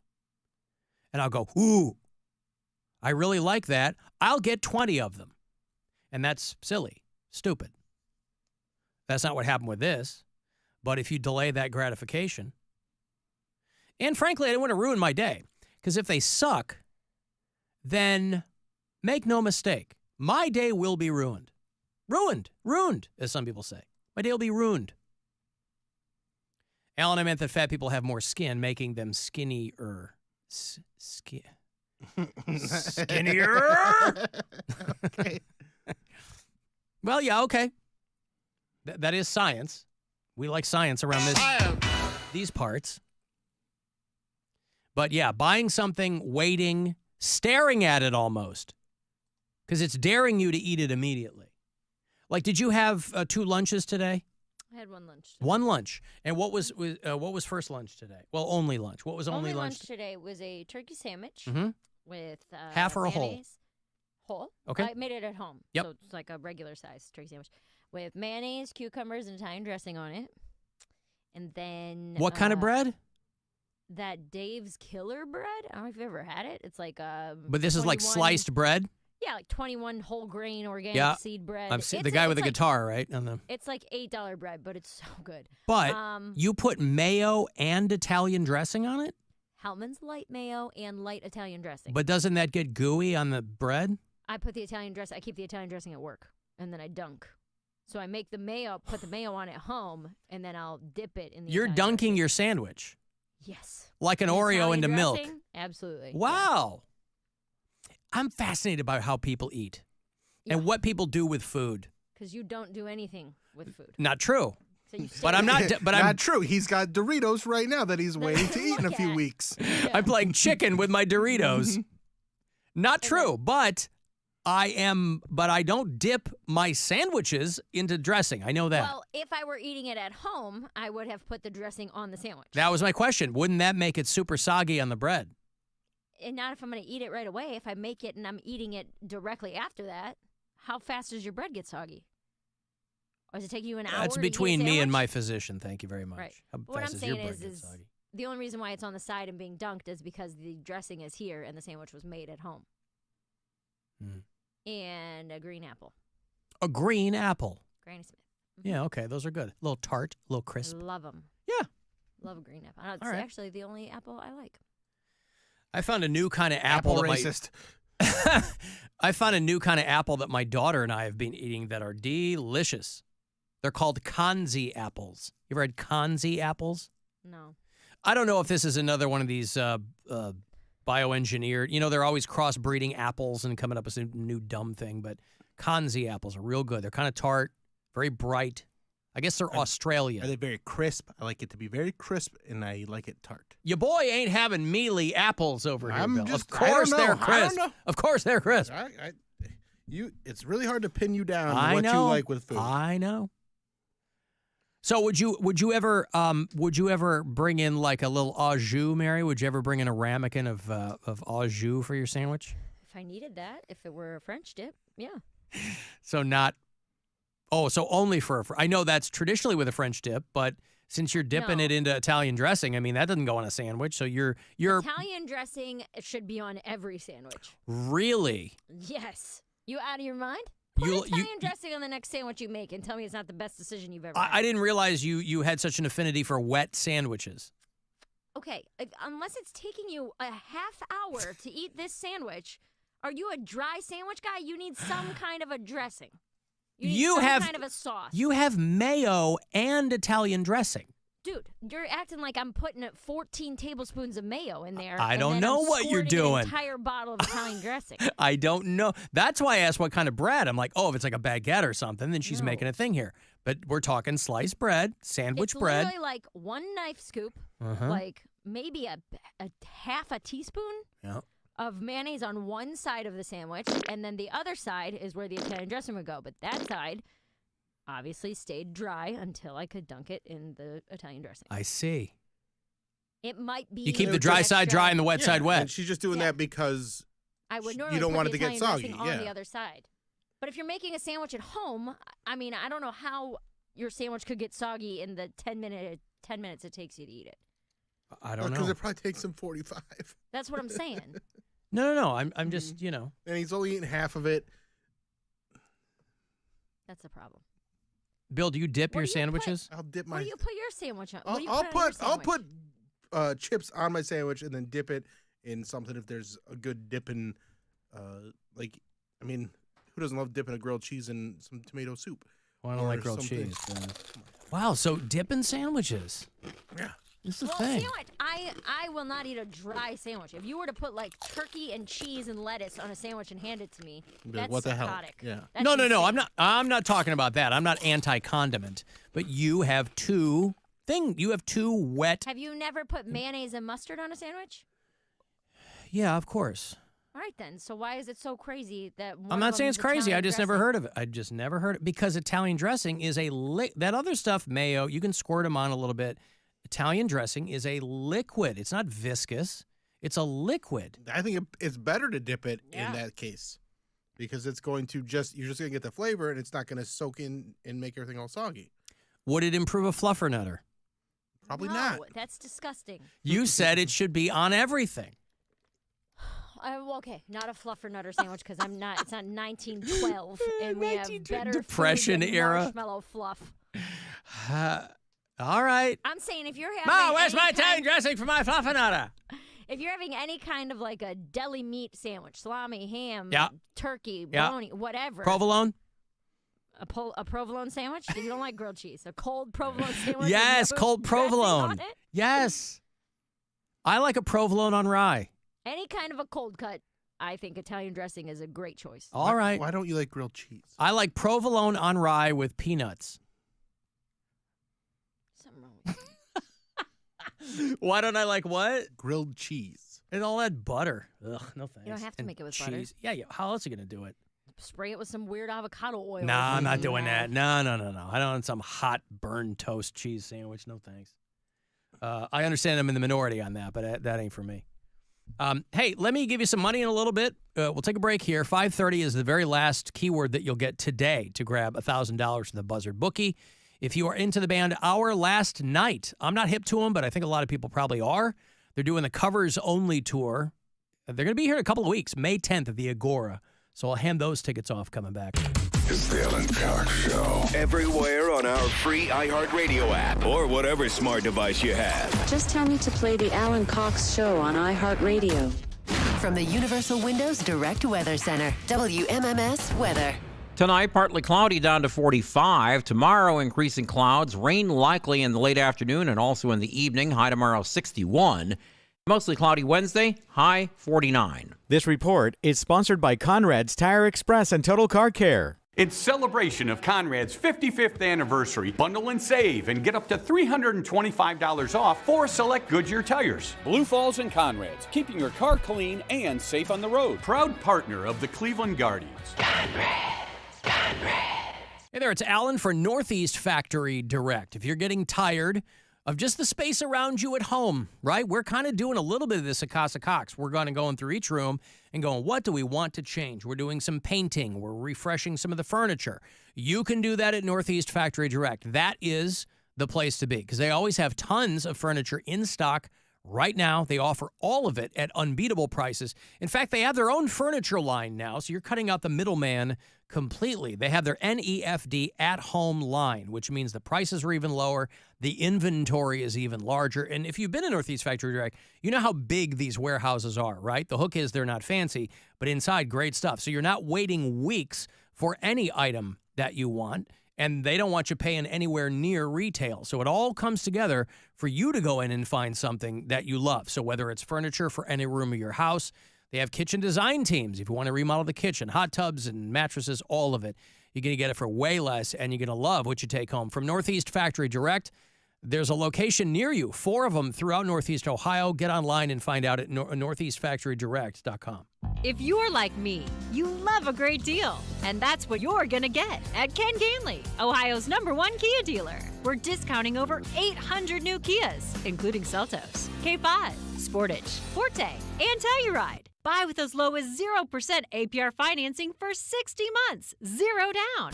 Or just sign and drive a new Kia from $259 lease per month. Like a 24 Forte LXS, 36 months with no security deposit required. $259 a month, 0 due at signing. Got a trade? We want to pay it off, regardless of what you owe. At Ken Ganley Kia in Medina, Mentor, Alliance, and Boardman. Or online at KenGanleyKia.com. Tell them McKinsey sent you, because I want to see you in a Ken Ganley Kia. $1,667 per thousand financed on a 24 Kia EV6, lease 20 cents per mile over 10,000 miles per year, plus tax, tag, title, and fee on approved. Credit through KMF, #1 overall retail Kia sales in the Central Region from 1/1 to 12/31/23 for Kia Motors year-end sales report expires 4/30/24. Have you lost Ohio Medicaid? At healthcare.gov, you can find a low-cost, quality health plan. Do plans cover doctor visits? What about emergency care? And prescriptions? All covered and more. Plus, with the new law, 4 out of 5 customers can find a plan for $10 or less per month with financial help. Healthcare.gov is here for you. Enroll today for coverage starting the 1st of next month. Paid for by the U.S. Department of Health and Human Services. The Bush Guide, cold and smooth survival skills. For a successful stint in the great outdoors, pack accordingly. Place heavy essentials near your spine for stability in rough terrain, with light items near the bottom. Now, you may be wondering, where does the Bush Light go? In your stomach. Bush. Head for the mountains. Enjoy responsibly. Copyright 2024, Anheuser-Busch. Busch Light Beer, St. Louis, Missouri. Protect your dream home with American Family Insurance. And you can weather any storm. You'll also save up to 25% by bundling home, auto, and life.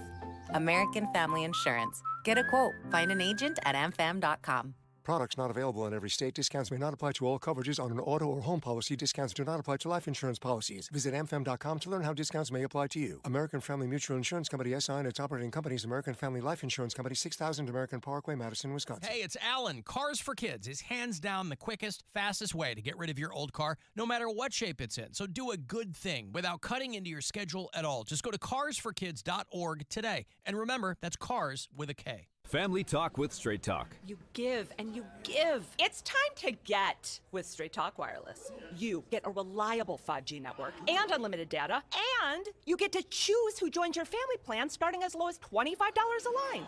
Does it have to be family? It can be family or people you like. Get more lines and more savings. Switch to Straight Talk for family plans starting as low as $25 a line per month for 4 lines. Find us at Walmart and straighttalk.com. For network management practices, visit straighttalk.com. Family plan discount with 4 lines, all on the Silver Unlimited plan. Taxes and fees apply. Seiko AEI Polymers in Aurora is expanding and is hiring right now with immediate full-time production openings for operators. Operators earn $30.84 an hour, plus shift premiums for nights. Outstanding hourly pay, full benefits, 401k match, and tuition reimbursement. Apply today online at sacoaei.com. That's sacoaei.com. Equal opportunity employer. Hi, I'm Lauren, and I work for Meijer. People ask, why do I shop there? Well, that's easy. I can get everything in one stop, like fresh produce. And the quality, it's everywhere. Pet brands, Meijer brand, all the brands. And I love our friendly pharmacists. Did I mention prices? Because they're low. And you get the same deals with Meijer pickup and delivery. Meijer is all quality, all in one stop, with low prices every day. Exclusions apply. See all deals in the Meijer app. This is Brett Musburger's VSiN Action Update on Fox Sports 1350, The Gambler. Get insights into the sports betting market with VSiN's betting splits. See where the money is and keep updated on how the market is reacting. Only at VSIN.com. Now, here are the latest lines from my guys in the desert. As the NBA playoffs continue in round number 1, the Boston Celtics and the Denver Nuggets are the betting favorites to be the NBA Finals this June.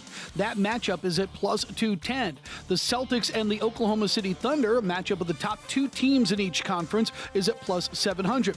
Celtics and the Los Angeles Clippers, the third best bet, at plus 800. Celtics and the Minnesota Timberwolves are plus 1,000. Celtics and the Dallas Mavericks plus 1,300. The Milwaukee Bucks against the Denver Nuggets is at plus 1,700. With your VSiN Action Update, I'm Tony Desiri, Fox Sports 1350, The Gambler. Jeff Kinsbach here with the best Rich Claiborne of the Claiborne Auto Stores. Rich, gas, hybrid, electric, what's the right choice? With Claiborne and Ford, you have the freedom of choice. Select from over 600 new Fords, Mach-E, Escape, Explorer, F-150, gas, hybrid, electric, buy or lease. The Claiborne team will help me make the right choice for me. Spot on. That will never change at Claiborne. Selection, value, and putting the customer first for 50 years. Experience the difference at the Claiborne Auto Stores. Being a face that people recognize when they come into Giant Eagle Pharmacy, I don't take that for granted. Every day that I wake up and come to work, I have new opportunities to help people, and those are the people that I care about and I care for. At Giant Eagle Pharmacy, our relationship with our patients is not transactional. Each patient is a life and an opportunity to make a difference. We also remember that every person that walks through the door, every patient is someone's most important person, and we like to treat them as such. My name is Lauren Maznowski, and this is my Giant Eagle Pharmacy. Traffic.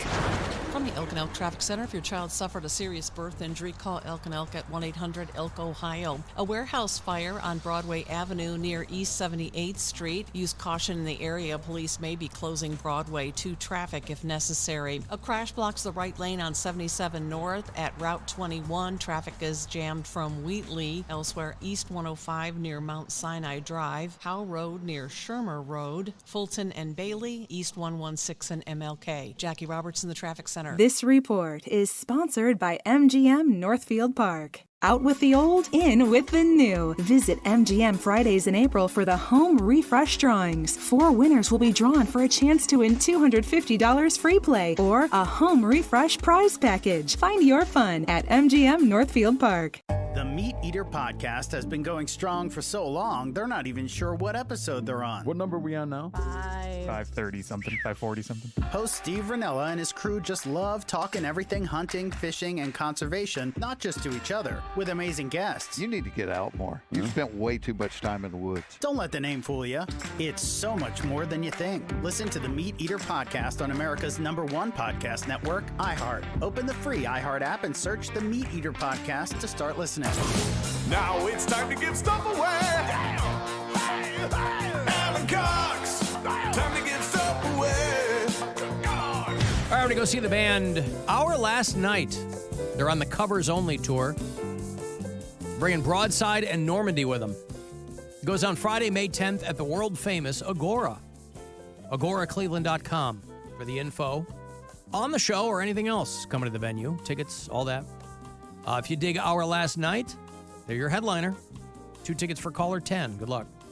216-578-1007 or 800-348-1007.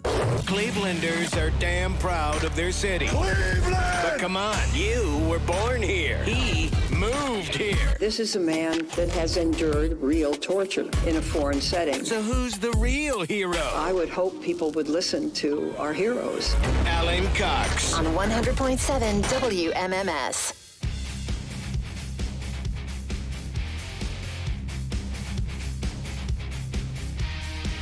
Cavs basketball tonight, game 2 against the Orlando Magic.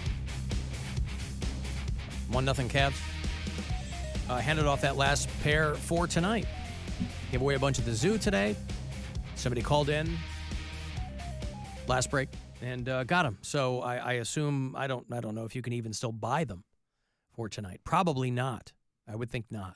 There might be some resale tickets. Oh. Might be paying an exorbitant amount. Yeah, you want to pay $700, have your head touch the ceiling? You see El Carnicero's closing? Yeah, that's a bummer. I love that place. Yeah. Oh, yeah? It never did it for me. You're agnostic about them? I mean, we hadn't been there in a minute, but we used to go there with some regularity. I liked them a lot. Here's my thing. I never had a bad experience there. When I want Mexican food, I want, like, authentic Mexican food. I don't want your twist on it. I don't want an American spin. I don't want you to reinvent it. I want, like, chips and salsa at the table, chimichanga, They tamales. did all that, didn't they? No. I felt like they were trying. Am I thinking of the right place? The place over In Lakewood. Madison? No. No. No, El Carnicero was over by Booth's over on Detroit. It was like modern Mexican, right? Well, it was the guy who owned Momocho. Yes. When we lived in I did Ohio not City, like this place. when we I lived did in not Ohio like City, man, we practically lived at Momocho. So when El Carnicero opened up 11 years ago, we were like, oh yeah, like friends of ours that would live in Lakewood, we would just go, let's just go to El Carnicero. So it was kind of in that same culinary family. So if you liked one, you're probably gonna like the other. No, you don't like the Mod Mex thing. You don't Not like at them. all. Okay. I want like a 28-page Mexican menu that's got Laminated, yeah. platters. Yes, Right. that's what I want. When I want Mexican food, that's what I want. You want to I go to don't Si want- Senor, one of those Yes. places, yeah. El Jalapenos. Yeah. You know, like Okay. I don't want to mess around with any kind of a. I like those, but I like a. Look at this fancy type of chicken that we added cumin to, and now it's A $29. jalapeno reduction. Yeah, no, I don't need any of that. All right. Yeah, well, that's fair too. You know, it's not for everybody, but I liked it. yeah, I liked it too. Good stuff. But El Carnicero, after 11 years, is going away there in Lakewood. He's going to spend more time focusing on Momocho, which is right there in Ohio City. So 16918 Detroit Ave is going to be something else pretty soon. So they're going to close at the end of business on Sunday, May 5th. And it's got to be tough, Cinco de too. Mayo. Yes, that's right. It's got to be tough, too, for any establishment that closes because people who haven't been there in a while all go. They all want to go, right. Mm-hmm. And these places are like, yeah, if you guys have been doing this the last few years, we wouldn't be doing this.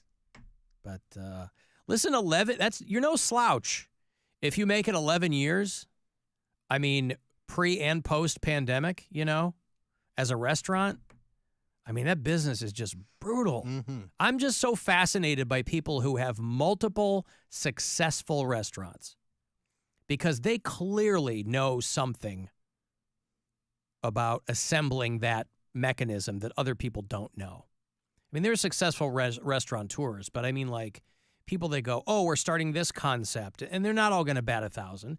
But I mean, in the restaurant business, if you're not booked every night, you're losing money. And I'm just so impressed by people who have multiple successful restaurants. But Mary doesn't want the Mod Mex. She doesn't want modern Mexican. No, I don't like that. I don't like that. She wants ancient Mexican. I want, yes. She wants old women coming down from the hills, pounding the cornmeal. Yeah, that's what you can do. To make them, right? Half-blind women Sure. who've been tanned like leather in the sun. Well, people are picking up what you're laying down about that Italian dressing dip. I'm telling you, man. Yeah. I know what I'm talking about. Well, I didn't say you didn't. I just hadn't heard that vibe before. I feel like Italian dressing is a pretty common sandwich topping or sandwich condiment. Yeah, if you're getting like a sub. If you're getting an Italian sub. I had never heard of anybody. Anything anywhere. Okay.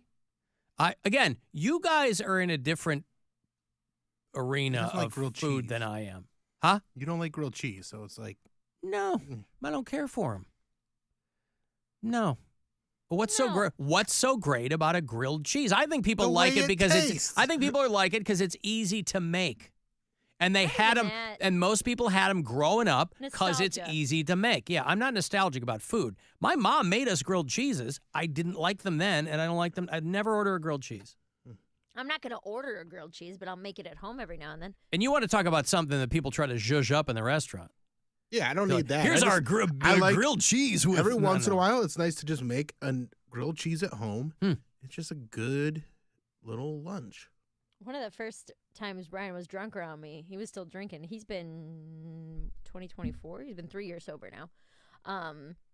He was at my house, and he had been day drinking somewhere. I was buddies or something. He showed up drunk and brought beer with him, and he got hammered. And we were hanging out watching a movie or something, and he was like, I'm so hungry. I was like, you want me to make you a grilled cheese? And the way that, like, his eyes lit up, and I put pickles on the grilled cheese. That's how I like them.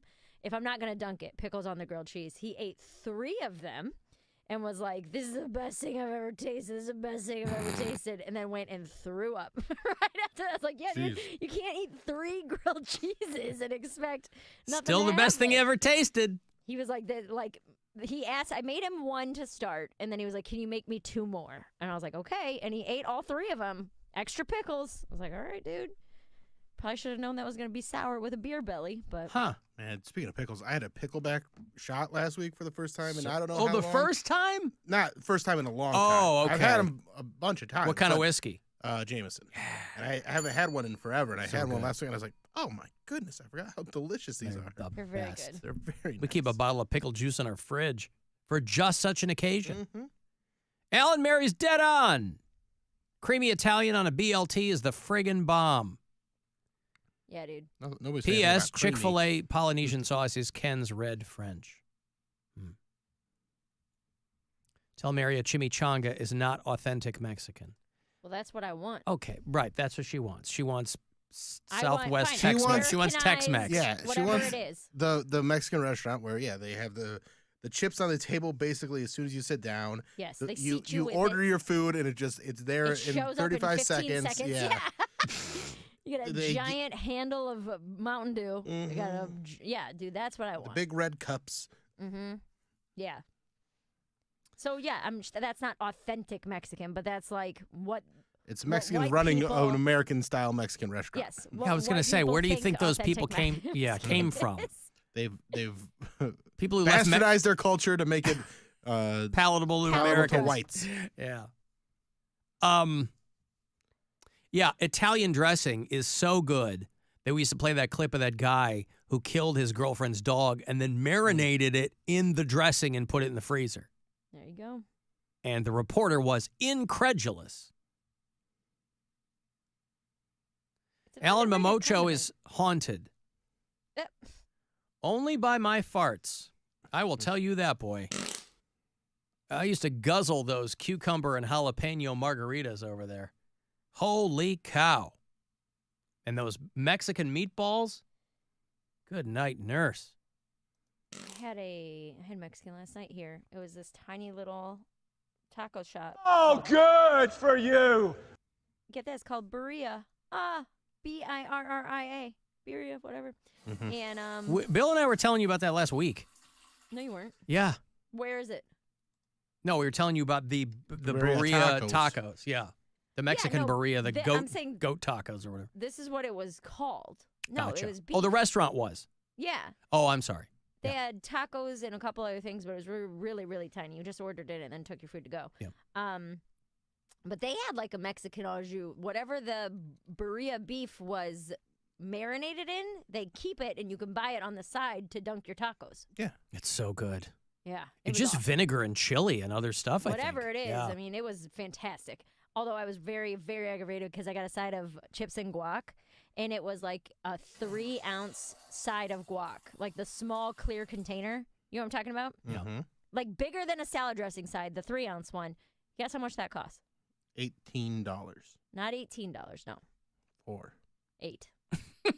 $8 for 3 It was ounces either of guacamole. 18 or 4. Well, Mary, didn't you know? It's expensive in New York. New York is so expensive. That's ridiculous, though. Wow. 3 ounces of guac for It's $8. New York.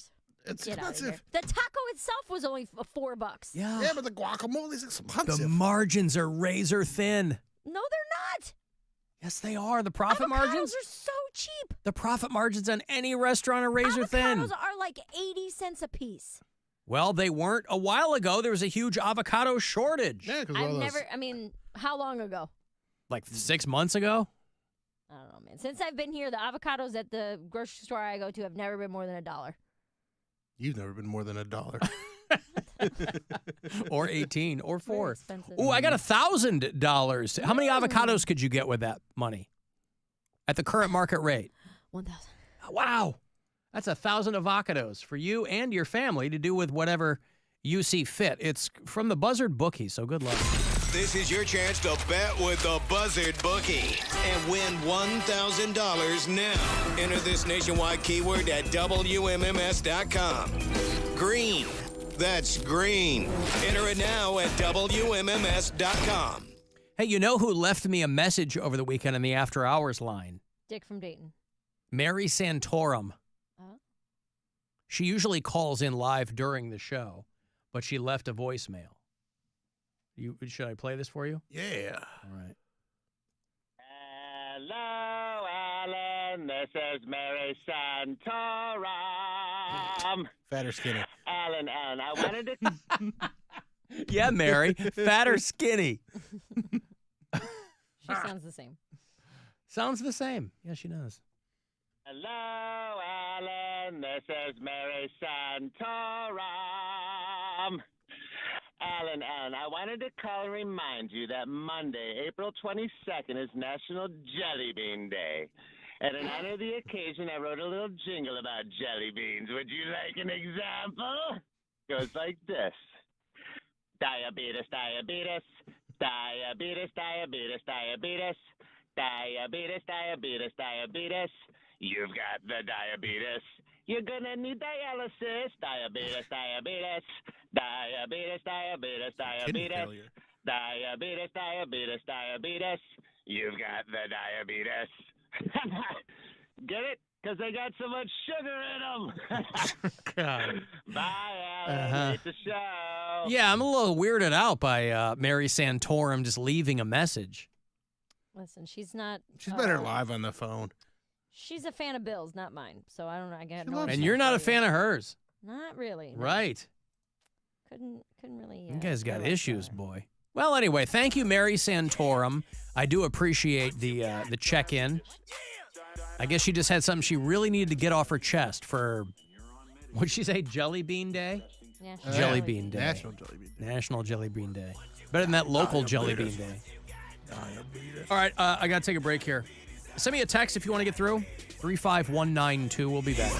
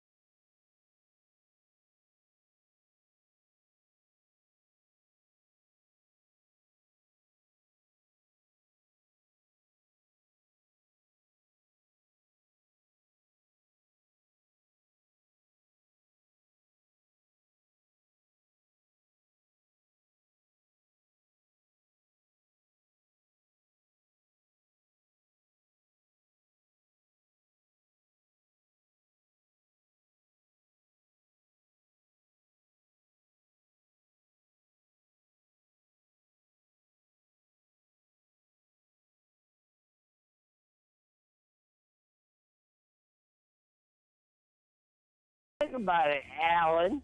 Once divorced and a broken man. 216-578-1007 or 1-800-348-1007.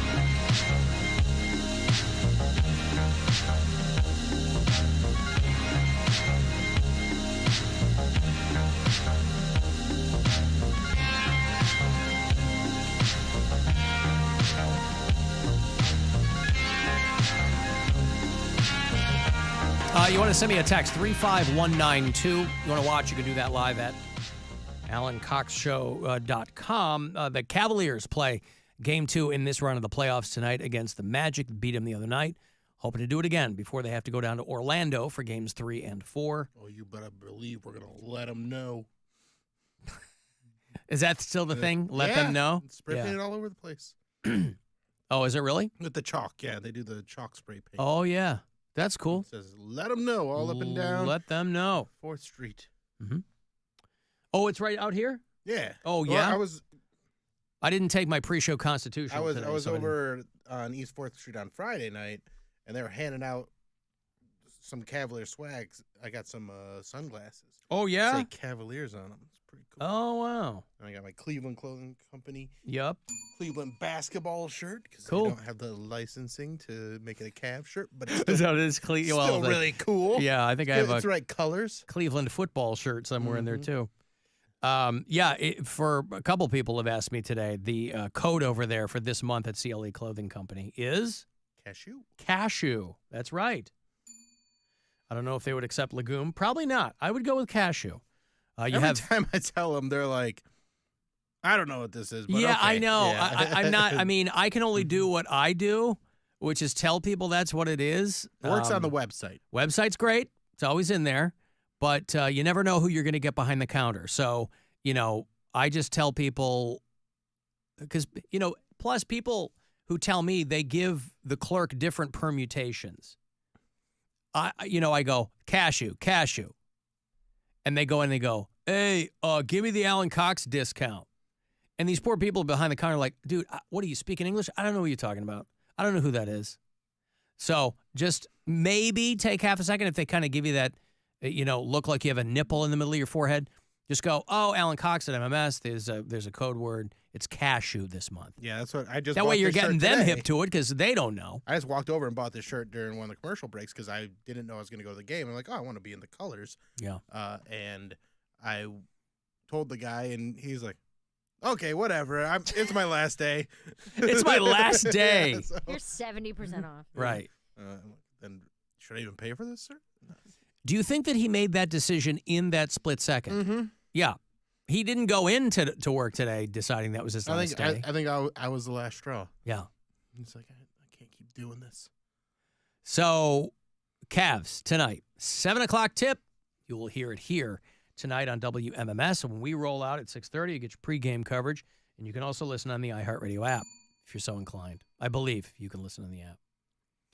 Everybody buzzing about Caitlyn Clark. Last week, the word was she was going to sign a big, big deal with Nike. And in fact, she did. For her. A $28 million sponsorship deal with Nike. She'll make about $3.5 million annually. With bonuses and things. I think maybe the base is 20, but with bonuses and whatever else, it could be up to $28 million. So she's going to make herself a nice chunk of change every year. She'll make $75,000 playing for the Indiana Fever, but who cares about that? They also want her to be part of the U.S. Olympic team in L.A. in 2028 and in 2032 in Brisbane, Australia. 2032. How many years from now is that? So it's 2024 right now. No way to know. 2032. I'm prone to saying that, but I bet there is a way to know. Oh, so 2024 right now, 2028 in L.A., that's just 4 years. Mm-hmm. 2032, the Olympics in Brisbane, so it's 2024 now. Carry the 6. No 6. 20. I'm sorry? No 6. It's 8 years. Well, I had to. Mary, how will I learn if you You're keep never gonna giving learn. me the answers? You're never going to learn. I'm trying to do it on my own. Well, I don't have patience for that. Wow. Wow.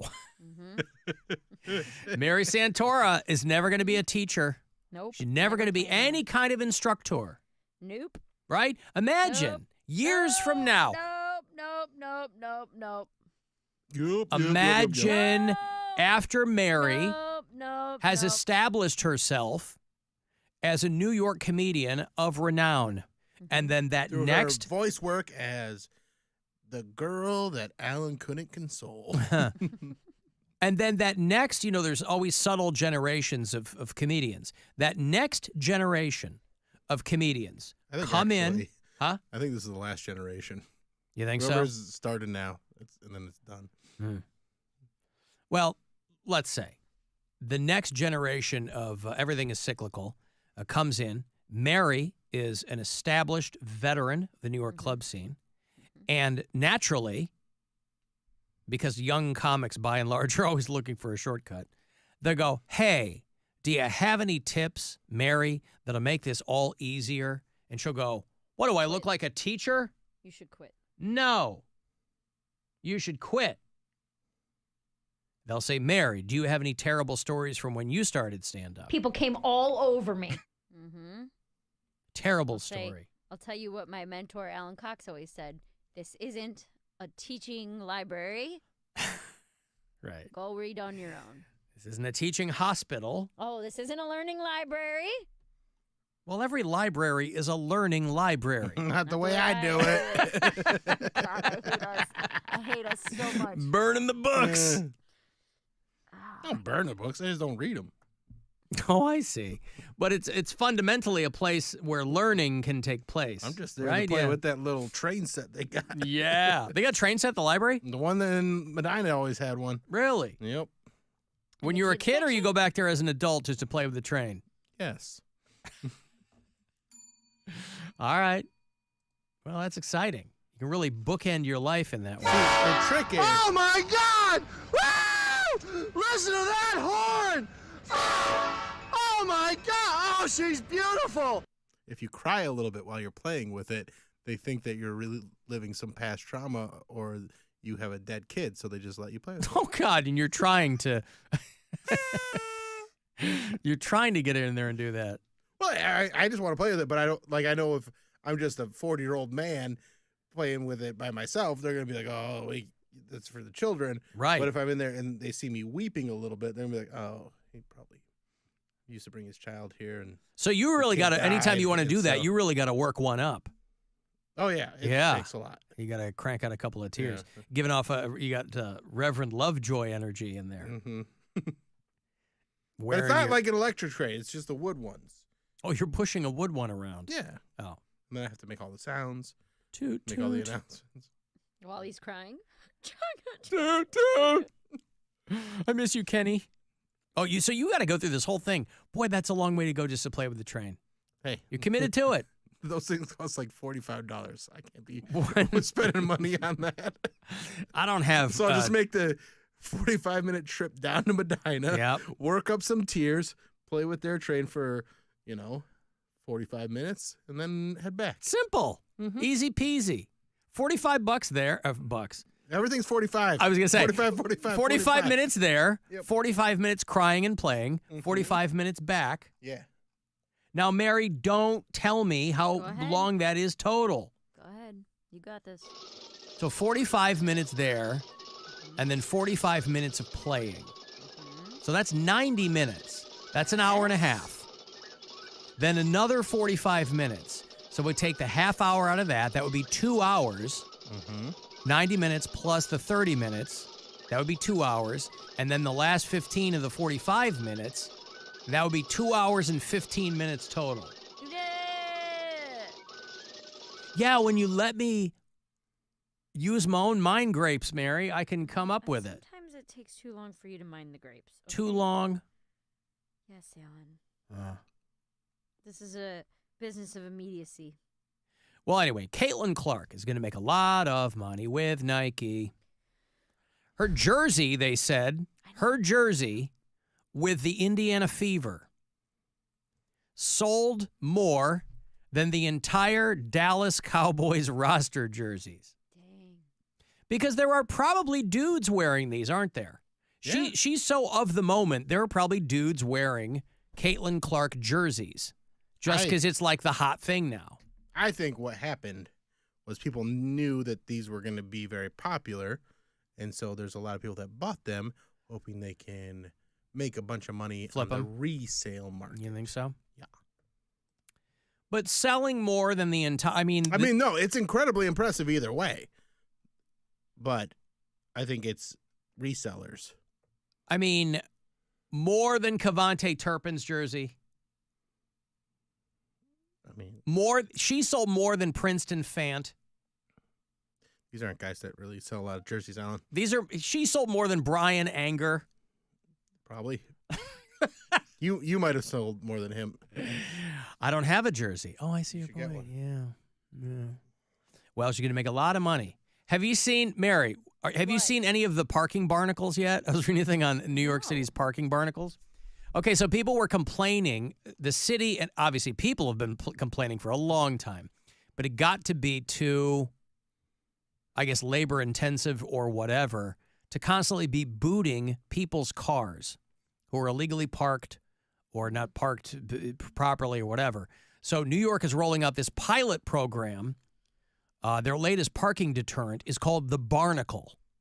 I've seen these before. Have you seen them? Where they put them on the windshield? Yeah, and I guess if you turn on your defrost, it will cause enough condensation. I was going to say, how does this stay on? You can just take it off. Oh, this big giant yellow thing? It's like a big suction cup thing that instead of putting a boot on your car, supposedly blocks so much of your windshield that obviously you can't drive. But I'm like, this is New York. People are just going to do the Ace Ventura thing and poke their head out the window and drive off. There's people driving with less windshield than this.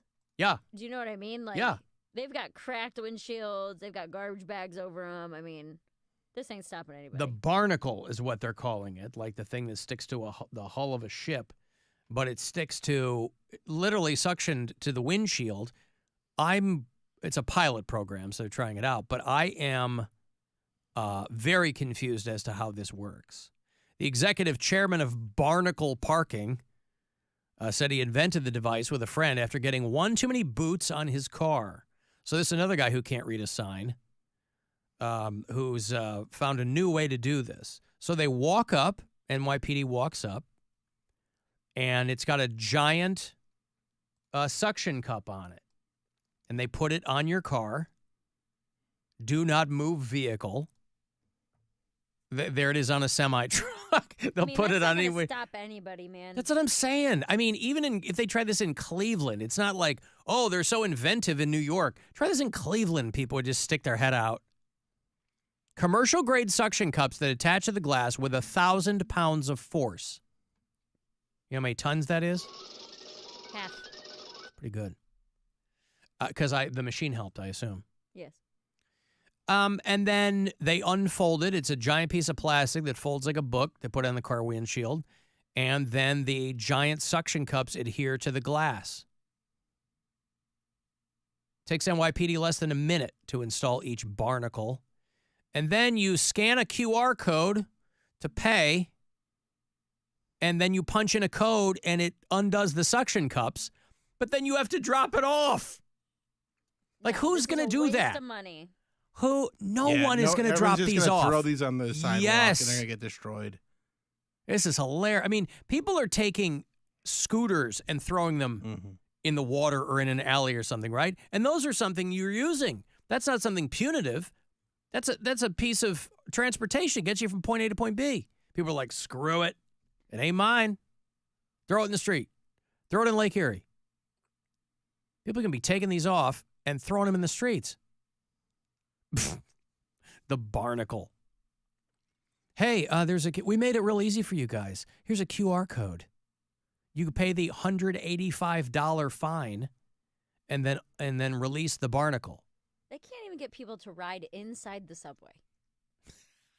Right. Like, they're having sex on the roof. Come on, guys. Yeah. Who is this for? Well, this guy has a friend who complained that he was getting too many boots. Now, the Barnacles do have GPS on them, so people will always know where they are. and an alarm that sounds whenever somebody tries to remove it from the windshield.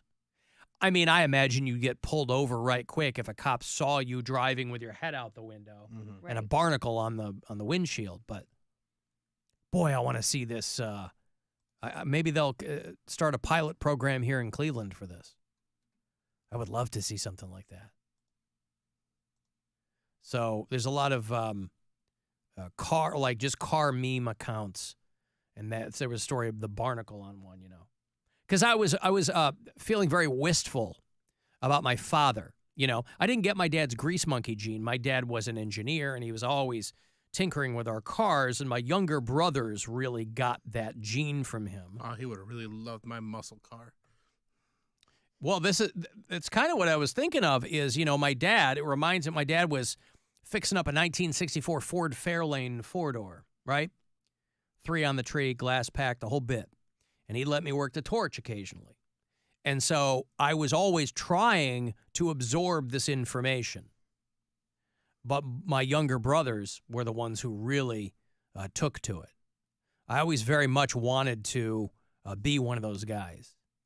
But it just didn't sink in with me. I was a lover, not a fighter, Bill. I don't know what to tell you. But some of these car accounts, because my dad was always tinkering with some ride of ours, that they were fun to look at. But the Barnacle, coming soon to a theater near you. As far as I'm going to move on with the food thing, but I was reading about a restaurant that is rolling out another culinary pilot program called Bug Appetit in New Orleans, where they're serving up cicadas. Now, if you were to put Italian dressing into the mix here, No. I So can't. I'm allergic to shellfish. Remember? It does have its limits. Is that true for cicadas? Could you not eat anything with that was what we talked about. That anything with like an exoskeleton. with a thorax or an You're not exoskeleton? supposed to eat crickets or cicadas or any of that. That it's got like the same proteins as shellfish. I thought we talked about that on the show, like the last. I think cicada we. boom or I think whatever. we. I'm sure we touched on it, but I wondered if it'd be worth it just to try it. The cicada, Antoine's and Brennan's is a restaurant in New Orleans. Or maybe that's 2 different ones. But they're serving up, there's going to be trillions of these dumb things, supposedly. I still don't think it's going to be trillions.